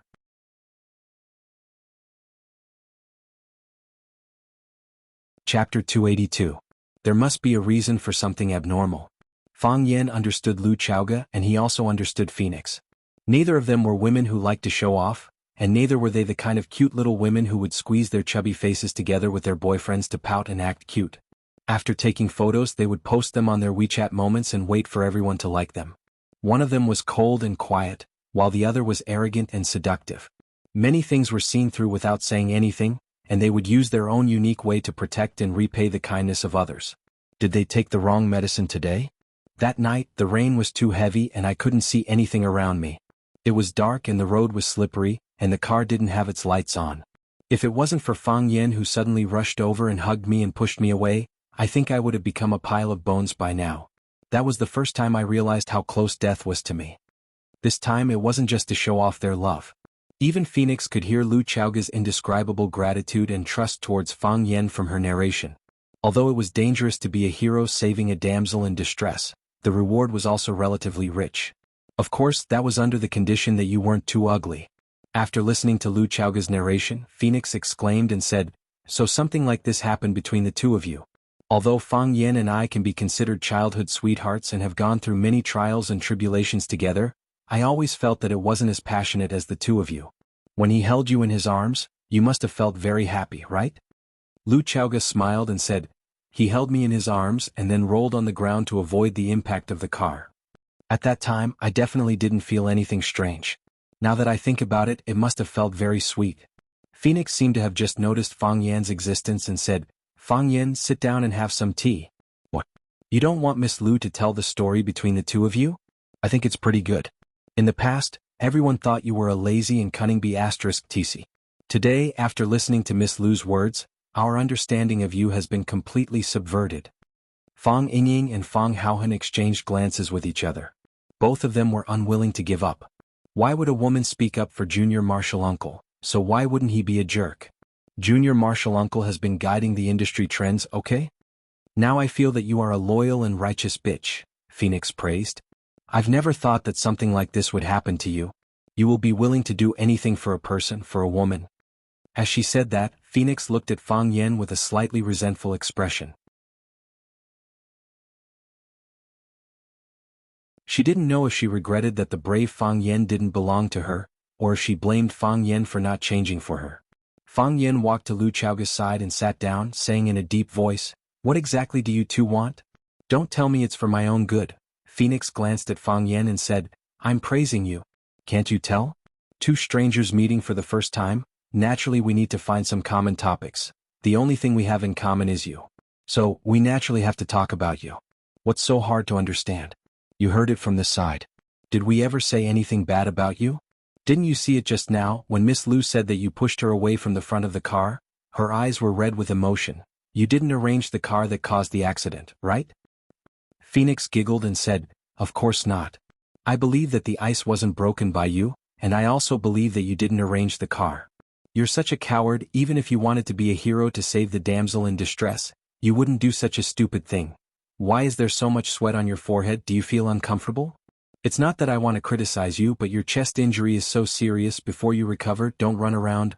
Lu Chaoga didn't pour tea for Fang Yan. Instead, she cleaned the cup, poured a cup of water and placed it in front of Fang Yan, saying, I heard that you're injured, so I came to see you. Your wound hasn't healed yet. Don't drink tea, drink more water. Phoenix praised and said, Miss Lu really knows how to take care of people, much better than those women who only know how to fight and kill. Yi Ro frowned slightly, her fingers grasped hard, and a piece of blue brick above the window was pulled down by her. She didn't look back, but with a flick of her wrist, the brick flew towards Phoenix, who was sitting on the sofa in the living room. Whoosh! As the brick flew, sand and dust fell. Phoenix pointed her finger, and the cup of hot tea in her hand flew towards Yi Ro.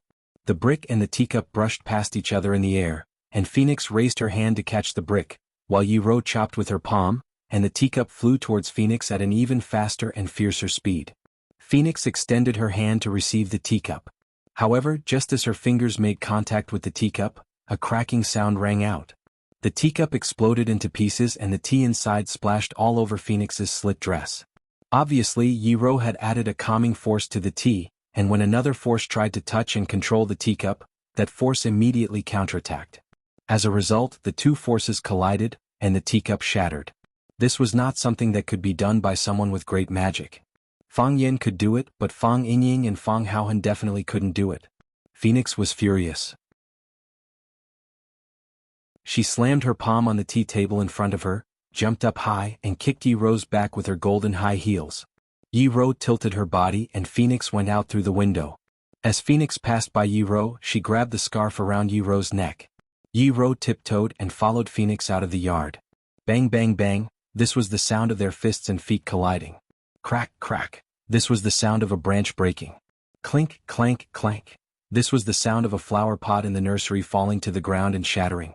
Fang Yan sighed softly, and continued to drink the warm water inside the teacup. He had sweated a lot just now and he was indeed a little thirsty. Lu Chaoga was shocked and said, They're fighting, aren't you going to go and see? I don't dare to go, Fang Yan said. Why? To calm them down. Otherwise they'll team up and beat up the third person who breaks in, Fang Yan said. But, Lu Chaoga couldn't imagine it. How could these people fight just because they wanted to? And they were so fierce. If you don't believe me, I'll do an experiment for you, Fang Yan said. Fang Yingying's face was pale and he knelt down in front of Fang Yan and begged, Junior Martial Uncle, I know I was wrong, I shouldn't have been lazy, I shouldn't have washed your face when you were unconscious, I shouldn't have eaten a few meals a day, I shouldn't have used up your treasured ambergris. This time it was Fang Yan's turn to be shocked and he shouted, You used up my ambergris? Fang Haohan also used some. We were afraid that you wouldn't wake up and these natural treasures would be wasted, Fang Yingying explained. So Fang Yan kicked Fang Yingying out. Soon enough, Fang Yingxiong flew back screaming in pain. In the process of entering and exiting, his face and body were punched countless times, and his eyes were like panda eyes. Fang Haohan hid in the corner, holding his head and didn't dare to breathe. Lu Xiaoga looked at Fang Yingxiong with lingering fear in his heart. He thought to himself, no wonder Fang Yan wasn't willing to come out to mediate the situation even though the two women were fighting so fiercely outside. Who would dare to go out? But I'm sitting with these two women drinking tea, chatting and arguing. If they fight, even my bodyguards don't dare to warm up for them, right? The fight between Yi Ro and the Phoenix became more and more intense, and the flowers and plants in the yard suffered. Lu Xiaoga's expression became more and more unsightly as he heard the clanking sounds of jars breaking. Those were her painstaking efforts. Yi Ro used her whirlwind kick and as her body rolled she kicked 108 times in a row. When the Phoenix tried to block, it revealed an opening and Yi Ro kicked it away. Clang. The Phoenix's body hit the wall heavily, and a trace of blood flowed from the corner of her mouth. But with the help of the rebound she rushed toward Yi Ro again. Bang. The phoenix punched Yi-Ro in the stomach and Yi-Ro took a few steps back. Seeing the phoenix chasing after her, she tiptoed, and a large piece of sharp porcelain scraped toward the phoenix's face. The phoenix turned 90 degrees and while dodging the attack of the porcelain she also lost the best chance to knock down Yi-Ro. The two distanced themselves from each other and looked at each other with hostility. The number one in the inner world is just SOSO. The phoenix sneered. I've been wanting to fight with you for a long time. In that case, why did you make me wait until now? I just didn't get the chance. Good food is not afraid of late and now I have the chance, right? I hope you won't let me down.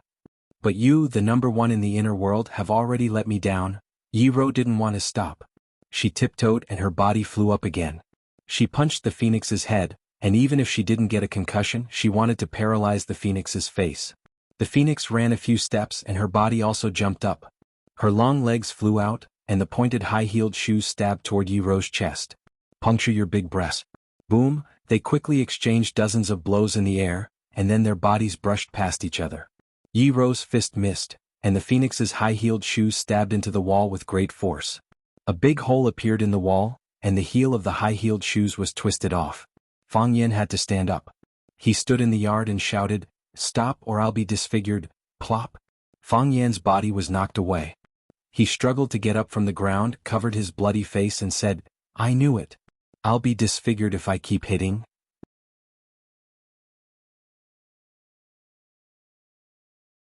Chapter 283.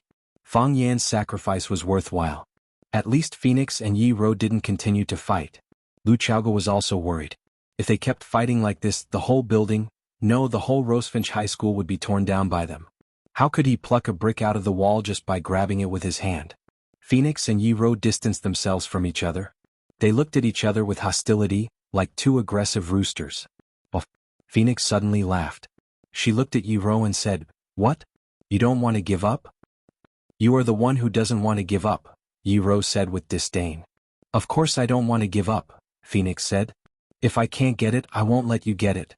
Who told me to hate you so much? I think Lu Chaoge is very good, much better than you.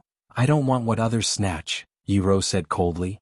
"I hope you keep your word," Phoenix said with a sly smile like a fox. Phoenix left, so did Yi-Ro. Phoenix was very happy when she left. She patted Fang Yan's face and told him to take care of himself. She also patted Fang Yingying and Fang Haohen's shoulders and told them to take good care of junior martial uncle. In fact, Fang Yingying and Fang Haohen also wanted her to pat their faces. They had even prepared their faces in advance. Unfortunately, Phoenix didn't let them get what they wanted. Phoenix also chatted with Lu Chaoge for a long time. She kept praising Lu Chaoge's beauty and saying that she and Fang Yan were a match made in heaven. It was as if the two of them had been friends for decades and she knew Lu Chaoge very well. Yi-Ro also left. Yi-Ro left very quietly. She just glanced at Fang Yan and then turned to leave. Fang Yingying and Fang Haohen wanted to stay but didn't dare to send them off. He just followed behind Yi-Ro timidly and watched her walk out of the courtyard. When she stepped out of the gate, Yi-Ro walked in a free and easy manner while Fang Yingying and Fang Haohen walked in a wretched way. Fang Yan lay on the sofa, and Lu Chaoge helped him apply the ointment on the wound on his face. The wound on his face from the Battle of One Sword Peak had yet to heal, and now he had to suffer another innocent injury. He was afraid that he wouldn't be able to go out and meet anyone for 10 days to half a month. Now you know what kind of people they are, right? Why are you getting involved in their conflict? Do you know how dangerous this is? Fang Yan kindly reminded him. Although it was too late to remind him now. I've long heard that you're going to have a duel with the Japanese swordsman, but I didn't go to watch it. I dare not. I have confidence in you. I know you will win. We've been through so many things together and you've never lost, but I still dare not go there. I'm afraid that something bad will happen. I was the first one to come in and I opened the gate. Then Miss Yi-Ro came and the last one was Miss Phoenix. Miss Phoenix and Miss Yi-Ro don't get along very well. Because Phoenix has been provoking Miss Yi since she came. Miss Yi doesn't like to talk, so she left her seat and stood by the window alone. I can see that she wants to wait for you to come back. Otherwise she would have left a long time ago according to her character. Lu Chaoge was one of the people involved in the incident. She told some of the things that happened before Fang Yan came back. There are only a few ways for women to fight. First is to rope in more people to support themselves. Second is to suppress and isolate the opponent. The frequency of this method is very high. Miss Phoenix did it very well. She needed someone to cooperate with her, and I became the person who cooperated with her. Seeing Fang Yen frown, Lu Chaoga smiled and said, Miss Phoenix is a person who can be easily seen through, but it's hard for Miss Yi to let others know what she's thinking. Since Miss Phoenix wants to provoke her, why don't I help her? In this way I can see a more real Yi Ro. Did you see it? Fang Yen asked. I saw it. Lu Chaoga put the medicine box in the medicine box on the coffee table. What did you see? Miss Yi is simpler than Miss Phoenix. Lu Chaoga said. Fang Yen smiled and said, Didn't you say you don't understand? Miss Yi is quiet and serious, which makes people feel that she is cold and arrogant, and keeps people thousands of miles away. This kind of first impression is not good. Lu Chaoga explained. On the contrary, Miss Phoenix is warm and generous. Although she is extremely arrogant, she is good at making topics, which makes people feel like a spring breeze when they get along with her. There is also a trace of joy in your heart. You feel that even such a charming woman is willing to be friends with you, and you feel respected and loved. In this case, shouldn't you like Phoenix more? I don't hate Phoenix because she lives a heavy life. A dancing phoenix wearing shackles, no matter how beautiful she is, can't fly to the Chinese parasol tree. But I like Miss Yi more. Why? Fang Yen sat up straight and looked at Lu Chaoga with some doubt. To be honest, Yi Ro's relationship with others had always been very bad. Whether in the Jianghu or the Jianghu, as long as they were familiar with her, they would eventually fall in love with Phoenix. She was too cold, too arrogant, too strong, and too violent. It would be strange if such a person had friends. Therefore, Yi Ro had always been excluded from various circles since she was a child. Fang Yen, Bai Xiu, and other friends of Phoenix Bailey Lu often went up the mountain to catch birds, went into the water to catch fish, went skiing on the ice and fought sharks in the sea, but Yi Ro was never there. Everyone had heard of Yi Ro. Everyone knew about Yi Ro. But no one had ever asked them to play with Yi Ro.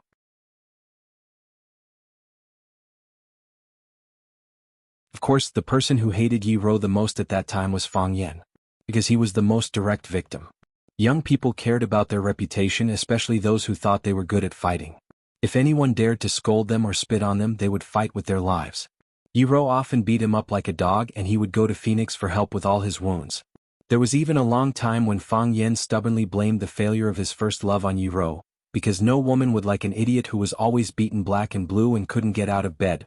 Today he heard someone say good things about Yi Ro, which really surprised Fang Yen. Because how bad can a woman who doesn't even know how to express her love be? Lu Chaoga said. I can't see Phoenix clearly, but I can see Miss Yi clearly. She likes you. Fang Yen was stunned. Lu Chaoga sighed softly and said, Don't pretend you don't know. Lu Chaoga took the medicine box to the kitchen, and then went to the yard to clean up the broken branches and tiles. A tile pricked her finger and bright red blood flowed out. She took out a band-aid from her wallet in her pocket and put it on her finger. She could take good care of herself. This was a habit she had developed when she was very young, and she didn't want to show her wound to others easily. She liked Yi Ro more, and she felt that Yi Ro was the same kind of person as her. Because of the serious injury, Fang Yen asked for a few days of sick leave from school. Zhang Xiaofeng, the principal of the school, came. After seeing Fang Yan's injury, he sighed and said that since he had a cold, he should take a good rest and not worry about the 9th class. He would find an experienced teacher to take care of him for a few days. Li Mingqiang, the director of education, and Zhu Jian, the deputy director, also came. Li Mingqiang cursed Fang Yen as soon as he saw him. Then he asked if he had applied medicine, and there was still half a bottle of golden chrysalis muscle nourishing powder at home. Fang Yen hurriedly said no. Zhu Jian was an honest person. He asked in a low voice what happened to Fang Yan's injury, if he had quarreled with his girlfriend, and when he would take his sister-in-law to dinner. Because of Fang Yan's special status in the school, almost all the middle and senior leaders of the school came during his days off. Huang Haoran, Tang Qing, and Suing also came. They came to visit Mr. Fang on behalf of the students of the 9th class. What's more, he came with several fruits in his hands. Huang Haoran deserved to be the son of a journalist. As soon as he saw Fang Yen, he exclaimed and said, Mr. Fang, Director Li said that you had a cold and had to ask for a few days off. Why was your face beaten like this? Who beat you? Did you call the police? Tang Qing smiled and said, I know the reason, but I won't say it. Suing glared at Tang Qing angrily and said, Tang Qing, you're so annoying. It's fine if you don't know, but if you know, you won't share it with us. What kind of classmate are you? Tang Qing looked at Suing and said, It's not that I don't want to say it, but Mr. Fang definitely doesn't want me to say it. Mr. Fang, don't you think so? Fang Yen was extremely angry. If his body had not recovered, he would have jumped up and beaten this guy. For his behavior, there was only one word to describe it. He deserved to be beaten. Fang Yin asked about the situation in the class. Huang Haoren said that Zhang Yu, the language teacher of the first class, would be in charge of the language class for the time being. Fang Yin could understand such an arrangement. Since Fang Yin and Zhang Yu won the bet last time, the first class and the ninth class had almost become natural enemies. The school wanted the students to compete with each other, but they didn't want them to be hostile to each other. Therefore, it was necessary to let Zhang Yu go over and ease the relationship with the students of the ninth class. Fang Yin had never thought that Zhang Yu was his natural rival. He told Huang Haoren and the others to cooperate with Mr. Zhang Yu's work and not let Zhang Yu be embarrassed in the ninth class. Huang Haoren nodded and agreed. He listened to Fang Yin. Su Ying looked at Fang Yin with a smile and said, "Mr. Fang, you don't dare to go to the classroom because of the injury on your face, do you? In fact, it's completely unnecessary. Even if you are disfigured in my heart, you are still the most handsome language teacher in the world." An idea came to Fang Yan's mind and he said, "Su Ying, I have something to trouble you with. I have a document to write, but I don't have the energy now. The handwriting of Fang Yingying and Fang Haohen is too ugly. Can you help me write it?" Huang Haoren was full of displeasure when he heard this. He said very actively, "Mr. Fang, what do you want to write? I can help you write it. My handwriting is much better than Su Ying's." Fang Yin trembled with anger and said, "Girls are more careful. It's better for Su Ying to write it."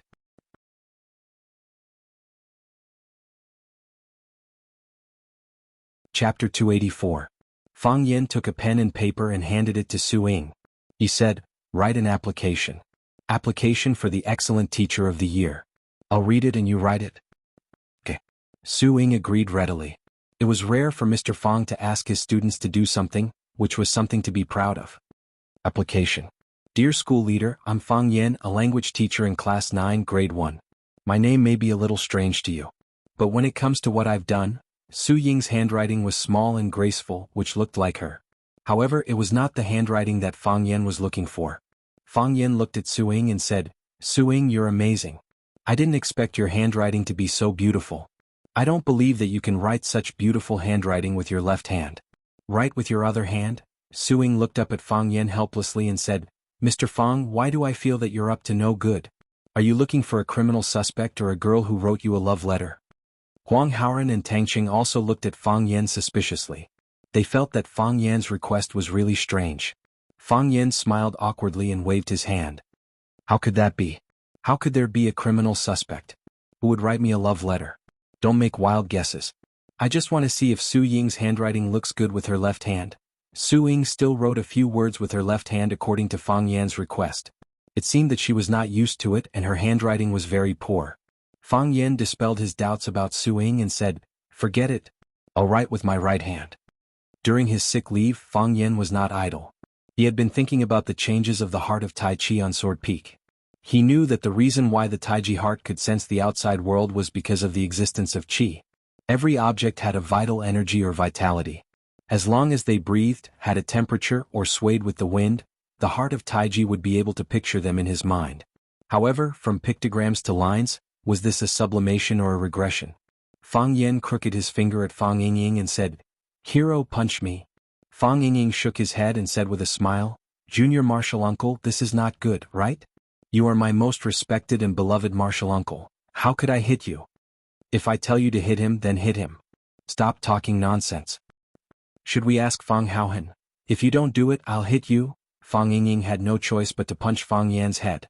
Bang! Fang Yingying's body flew backward, rolling around in the yard like a meaty ball. He struggled to get up from the ground, clutching his stomach and crying, "I knew it, I knew it. Junior martial uncle, you are biased. Why do you always hit me but not Fang Haohen?" Fang Yin sighed softly and said, "Fang Haohen is too thin. I don't have the heart to hit him."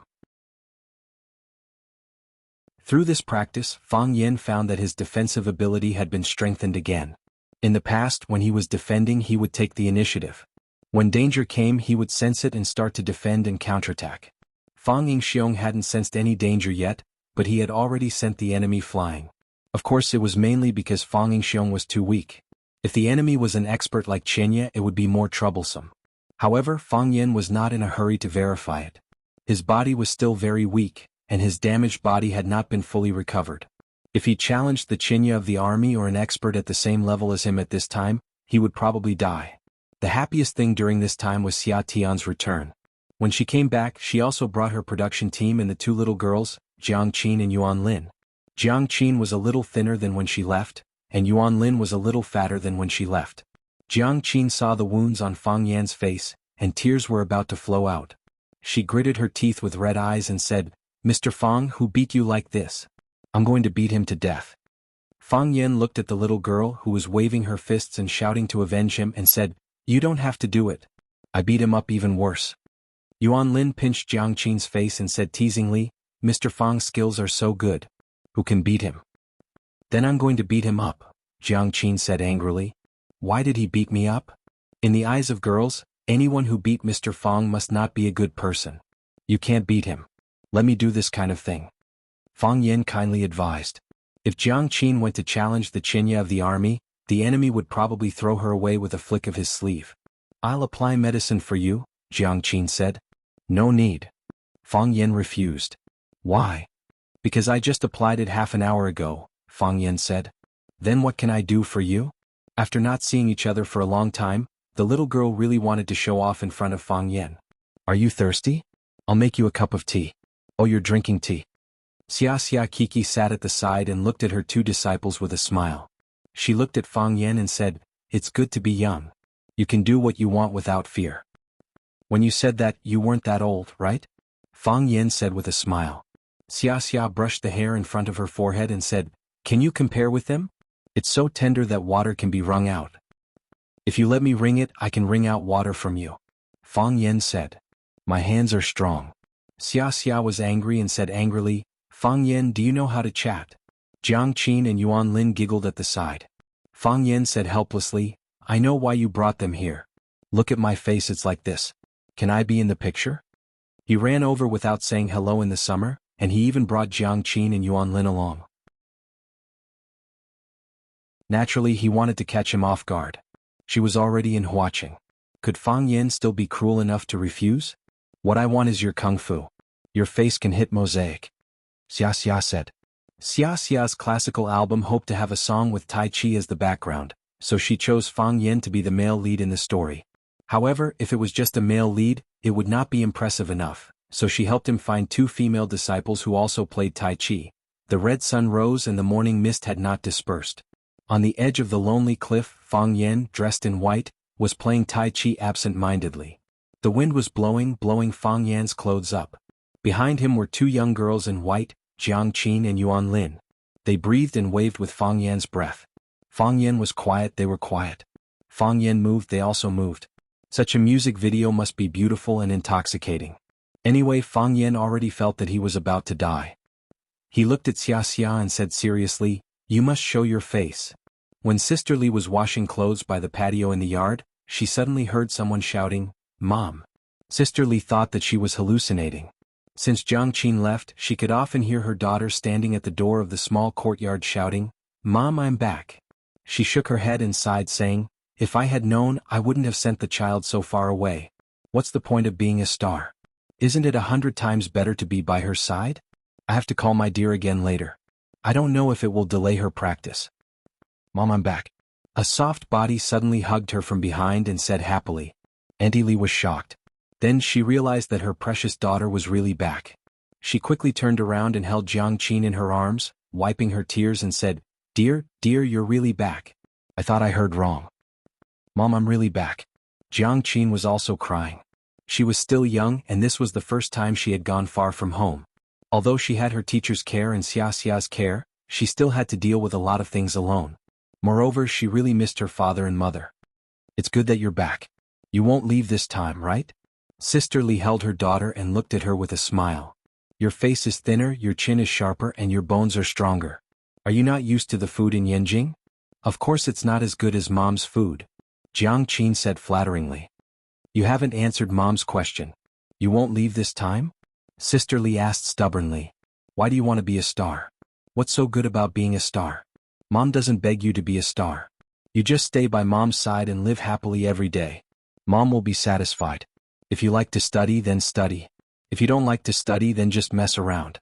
If you can't find a job after graduation, Your dad will kill pigs and your mom will set up a stall to make money to support you.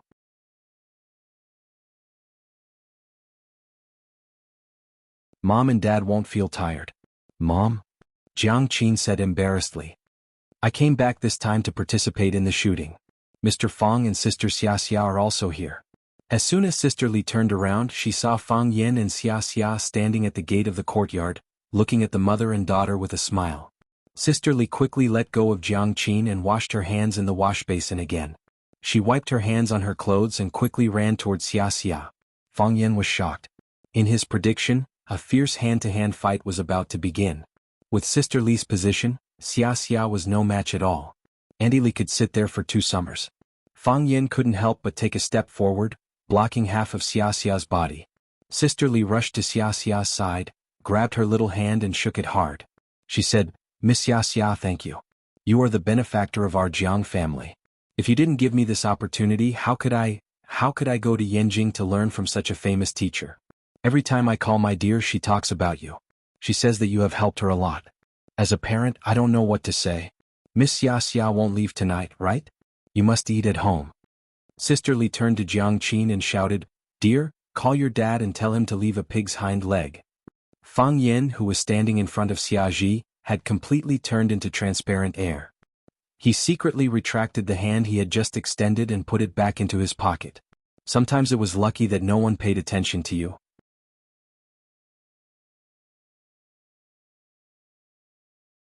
Chapter 285.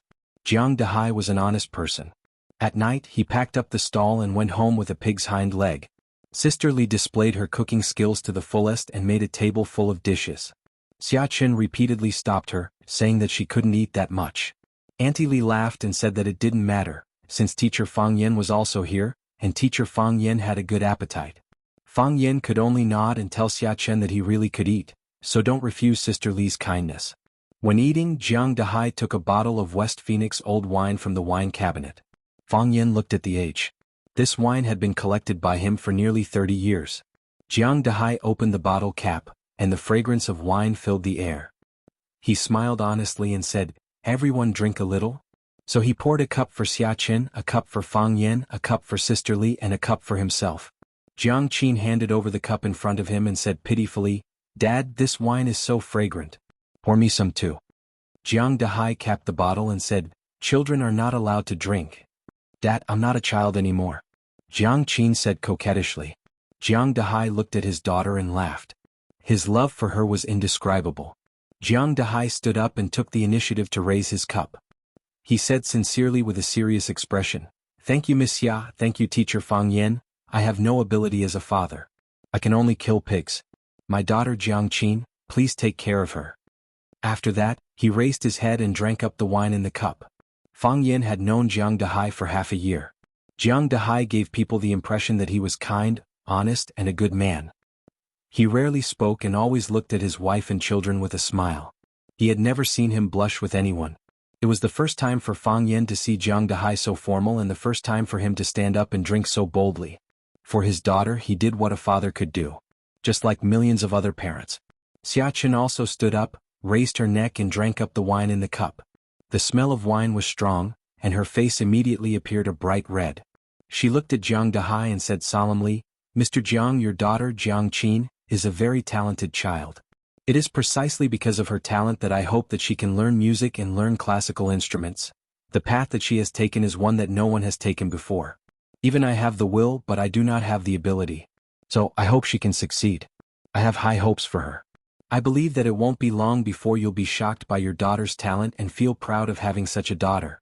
Of course, even now, she's still the most outstanding and sensible daughter you have. Jiang Dahai smiled like a Maitreya Buddha. He was also a little embarrassed as he said, When Jiang Qin was in primary school, she once came back and told me that her classmates called her the butcher's daughter. I didn't have the ability, so I could only be a butcher. But I don't want others to see Jiang Qin call her a butcher's daughter. That won't happen. Xia Chen comforted. People will call her Teacher Jiang in the future. Thank you. Sister Li's eyes were red. Thank you, Miss Xia. I'll drink to you too. Jiang Dahai raised his glass to Fang Yan and said, Fang Yan, why haven't you come to eat at home for so long? Fang Yan smiled and said, I'm too busy with work. If Uncle Jiang wants to find someone to drink with, you can call me anytime. The two clinked their glasses and drank the wine at the same time. Fang Yen knew that Jiang Dahai would not know about his conversation with Sister Li. After eating and drinking to his heart's content, he refused Sister Li's fruit feast and left Jiang Qin at home to accompany his parents. Fang Yen sent Xiaqin back to her hotel. Winter had arrived and the chill was getting deeper. Most of the pedestrians on the street wore sweaters or thick coats, scarves and hats to protect themselves from the cold. Winter in Yanjing was from the outside to the inside. The wind was howling and the ice was hitting one's face. All one needed was an extra coat to resist it. Winter in Huaqing was from the inside to the outside. First, one's bones would feel cold and then the body would feel cold. It was impossible to guard against. Therefore, Xiaqin, who was wearing a black cotton dress and brown leather boots, still felt the hostility of Huaqing towards her. The only pity was that it rarely snowed in Huaqing no matter how cold it was. For Fang Yen, a winter without snow was an imperfect winter. He liked snow. He liked the holy and clean feeling of the whole world being covered in ice and snow. Cold? Fang Yen asked with a smile. Cold. Xiaqin wrapped her woolen coat tightly and straightened the sunglasses on the bridge of her nose. She said, Huaqing is colder than Yanjing. I'm cold too. Fang Yen said. Let's take a taxi back. Xiaqin looked at Fang Yen with a smile and said, Do you really want to send me away? Do you think it's new? If other men had the chance to walk with the national goddess in the summer, they would be willing to run naked, right? If you really ran naked, I wouldn't want to. How many people would be staring at you? Fang Yen reached out to stop a taxi and said, You don't like me and I've never thought of hitting on you. We don't have to pretend to be ambiguous. Fang Yen opened the door and said to the taxi driver, Master, Hilton Jianxiao Hotel. Xiaqin looked at Fang Yen and said, Aren't we friends? Of course. Fang Yen said. Friends go back to their own homes after the meal. Xiaqin giggled and said, All right. Then we'll be friends. She bent down and got into the car. She waved at Fang Yen and said, Good night. Remember what you promised me. I'll see you at Xiaxia Mountain. The first time Xiaqin came into contact with Fang Yen was at Xiaxia Mountain.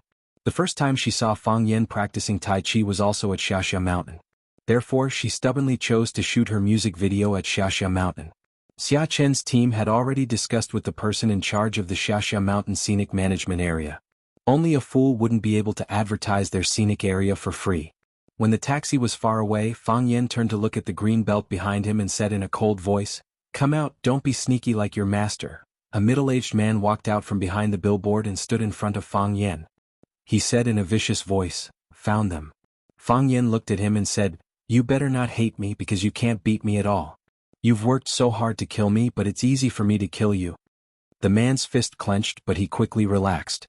Too lazy to look at the middle-aged man's pained expression, Fang Yen directly ordered, Bring the car here. The middle-aged man waved his hand. A black Audi slowly drove in front of Fang Yen. Fang Yen opened the door and sat in the back seat. The middle-aged man also sat in the front passenger seat. Fang Yen closed his eyes and rested. The car quickly moved. It was heading towards the goal that it had set. Caesar Winery. This was a grape import and export company located in the suburbs of Huaqing. Barrels of wine were shipped from France or other European and American countries by sea. They were packaged at Caesar Winery and sold all over the country. Naturally, there was no lack of wine in the winery. Therefore, the guests of the winery could naturally enjoy it whenever and wherever they wanted. Following an extremely licentious moan, the room finally returned to silence. A long-haired woman got up from the bed, randomly picked up a man's shirt and put it on. Her snow-white thighs were exposed in the air, exuding a seductive scent. She went to the wine cabinet and poured 2 glasses of red wine. She gave one to the man on the bed, took a sip of the other and said, I have a bad feeling about this. Is it because I'm not good enough? The man leaned against the headboard, revealing his thick chest and inverted triangular pectoral muscles. In some ways he was very confident. No, you're doing very well, the woman said.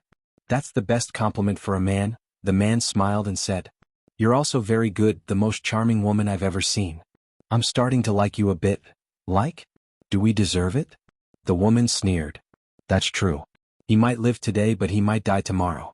He might be alive now but he might be dead in the next second. So, what do you mean like or not like? It's too extravagant, the man shrugged and said self-deprecatingly. He drank the red wine in the glass and said, What did you just say? Just now my ears were twitching, I had a premonition of danger. Our lives will be in danger, the woman said. The man grinned and said, the famous prostitute flower can also be afraid? If this gets back to the organization, I'm afraid the other flowers will laugh at us? The woman sneered and said, afraid? To live is to atone for sins and to die is to rest. For such as we are, death is the ultimate happiness. What's there to be afraid of? This is a woman's sense of crisis. When I feel danger coming, I always have this feeling. I think we've been exposed, everyone has faith, and as an assassin their faith is their intuition. This intuition has saved their lives many times, allowing them to escape from death countless times. The man understood this truth, suddenly lifted the quilt and jumped out of the bed, saying, at least the prostitute flower hasn't made a mistake in this respect. Inform the others, we'll evacuate immediately. This place is no longer safe. I say, even if you're in a hurry to leave, shouldn't you at least put on your pants? Fang Yen squatted by the window and looked at them. I'm embarrassed to look at you with your buttocks naked like this. His mouth said he was embarrassed, but his eyes were really embarrassed. This woman's body is really good, the man's body, ba ba ba, what are you looking at?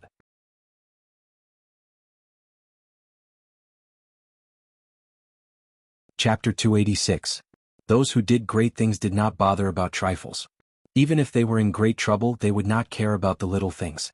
Four-lipped Flower and her partner, Wasp, meeting Fang Yen at this time was undoubtedly a great disaster. Assassins always took the initiative to go out and kill people. How could they let the assassination target wander into their lair? Lipped Flower looked at Fang Yen, who was squatting on the windowsill, and said with a smile, a distinguished guest should come through the front door. It's not a gentleman's behavior to lie on the window and eavesdrop. If you have such a need, I don't mind being your husband for one night, seeing that you are handsome and good at martial arts. Is there a need to be so sneaky? Fang Yen was really angry with her and said angrily, do you think I lack women? I'm not bragging, but whether it's a mature sister or a campus goddess, whether it's my first love or a wild girlfriend, as long as I crook my finger, Lipped Flower sneered and asked, and then? You crook your finger and they will do what? It's none of your business. Fang Yen said angrily. He was a little depressed because they were all gone. It had nothing to do with him. Wasp lifted the quilt to cover her naked lower body and said, Mr. Fang, I've heard a lot about you, but I didn't expect to meet you on such an occasion. It's really awkward. What's there to be embarrassed about? What's wrong with meeting and chatting openly? Fang Yen did not feel anything wrong at all. He stared at the hand holding the quilt and said, you'd better not move. If you move your hand, I'll break it. Wasp stopped her little movements behind the quilt and said with a smile, I don't think you are interested in men's naked bodies. Why don't you let me get dressed and we can sit down to drink tea and chat? Oh, if you like to drink, this place has the purest white wine in France. How about it? Do you want a glass? Fang Yen jumped down from the windowsill. The strong smell of hormones in the room made him frown. He didn't like this smell, especially when it was made by someone else. Looking at Lipped Flower and Wasp, who were staring at him warily, he said, don't drink. I'm afraid you've poisoned the wine. I don't know who you are, but I know you're from an organization called the Arsenal. I've killed a lot of people from that organization, so unfortunately, you won't be the first pair. To be honest, I've always felt very wronged. I didn't provoke anyone, so why are you guys always staring at me? I went to the cafeteria for a meal and was attacked by your bombs. The first time I went back to my own company, I met your spy. When I was sparring with the Japanese god of swordsmanship at the E-Sword Peak to win glory for the country, you sent people flying over to bombard me with cannons. Do you have a conscience? Do you have any sense of propriety? Can't you have a little bit of national pride and patriotism? Fang Yen stared at the lipstick and said, I can see that you are a senior member of your organization, right? Tell me who sent you to kill me? Who's the mastermind behind this?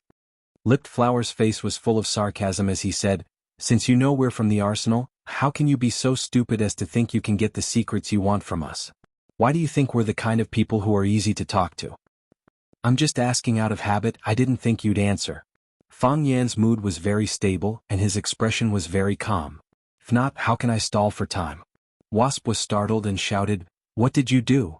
His eyes swept around, but he didn't find any enemy. The more he did this, the more nervous he became. The enemy that he couldn't see was the most terrifying. Fang Yen squinted his eyes and smiled. I came a little early and I'm really not interested in your bed affairs. I originally wanted to wait until you were done before coming in, but you guys didn't stop.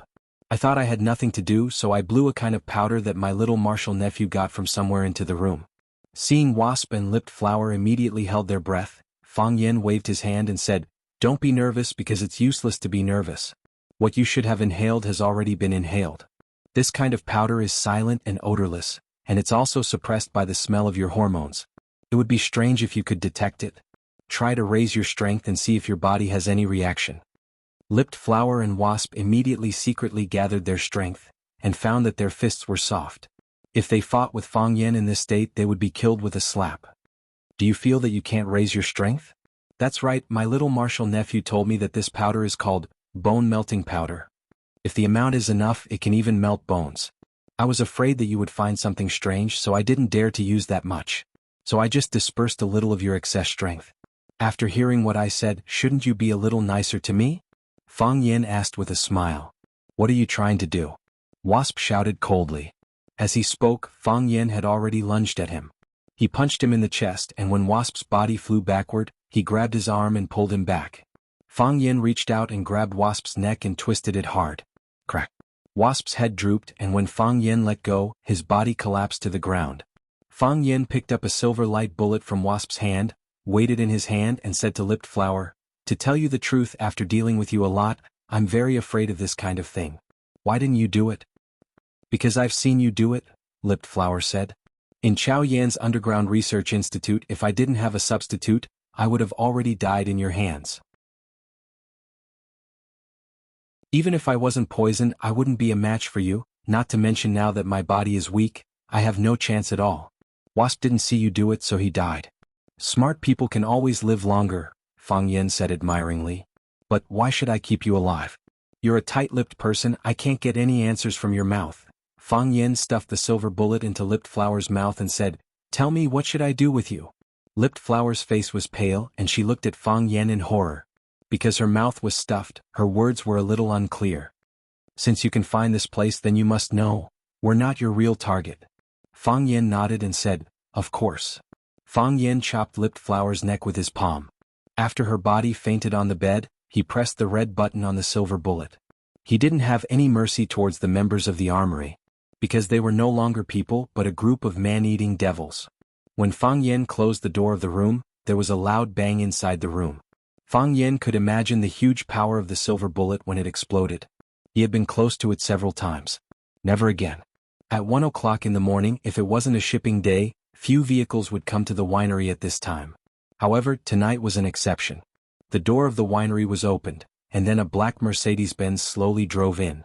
The car stopped at the door of the small building, and the man in black in the passenger seat quickly got out of the car and ran over to open the rear door. A young man got out of the car. Lu Qingming looked up at the dark winery and said, "Open the door."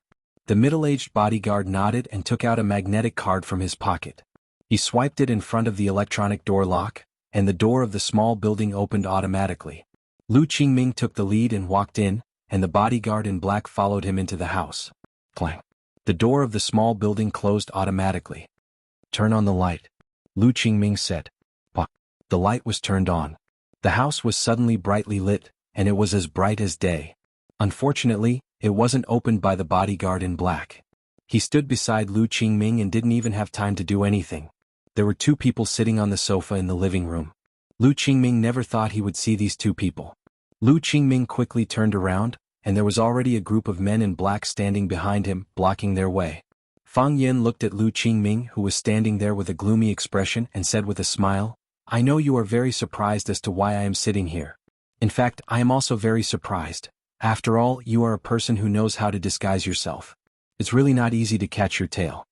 Fang Yen patted the shoulder of the man sitting beside him and said with a smile, "Thanks to your big brother. If he didn't arrange people around you to know your whereabouts and provide me with the place where you met the people from the arsenal, I'm afraid our meeting would have to be delayed for a long time." Lu Qingming stared viciously at the man sitting beside Fang Yen. He panted heavily and roared angrily like a wounded beast. "Why? Why did you do this?"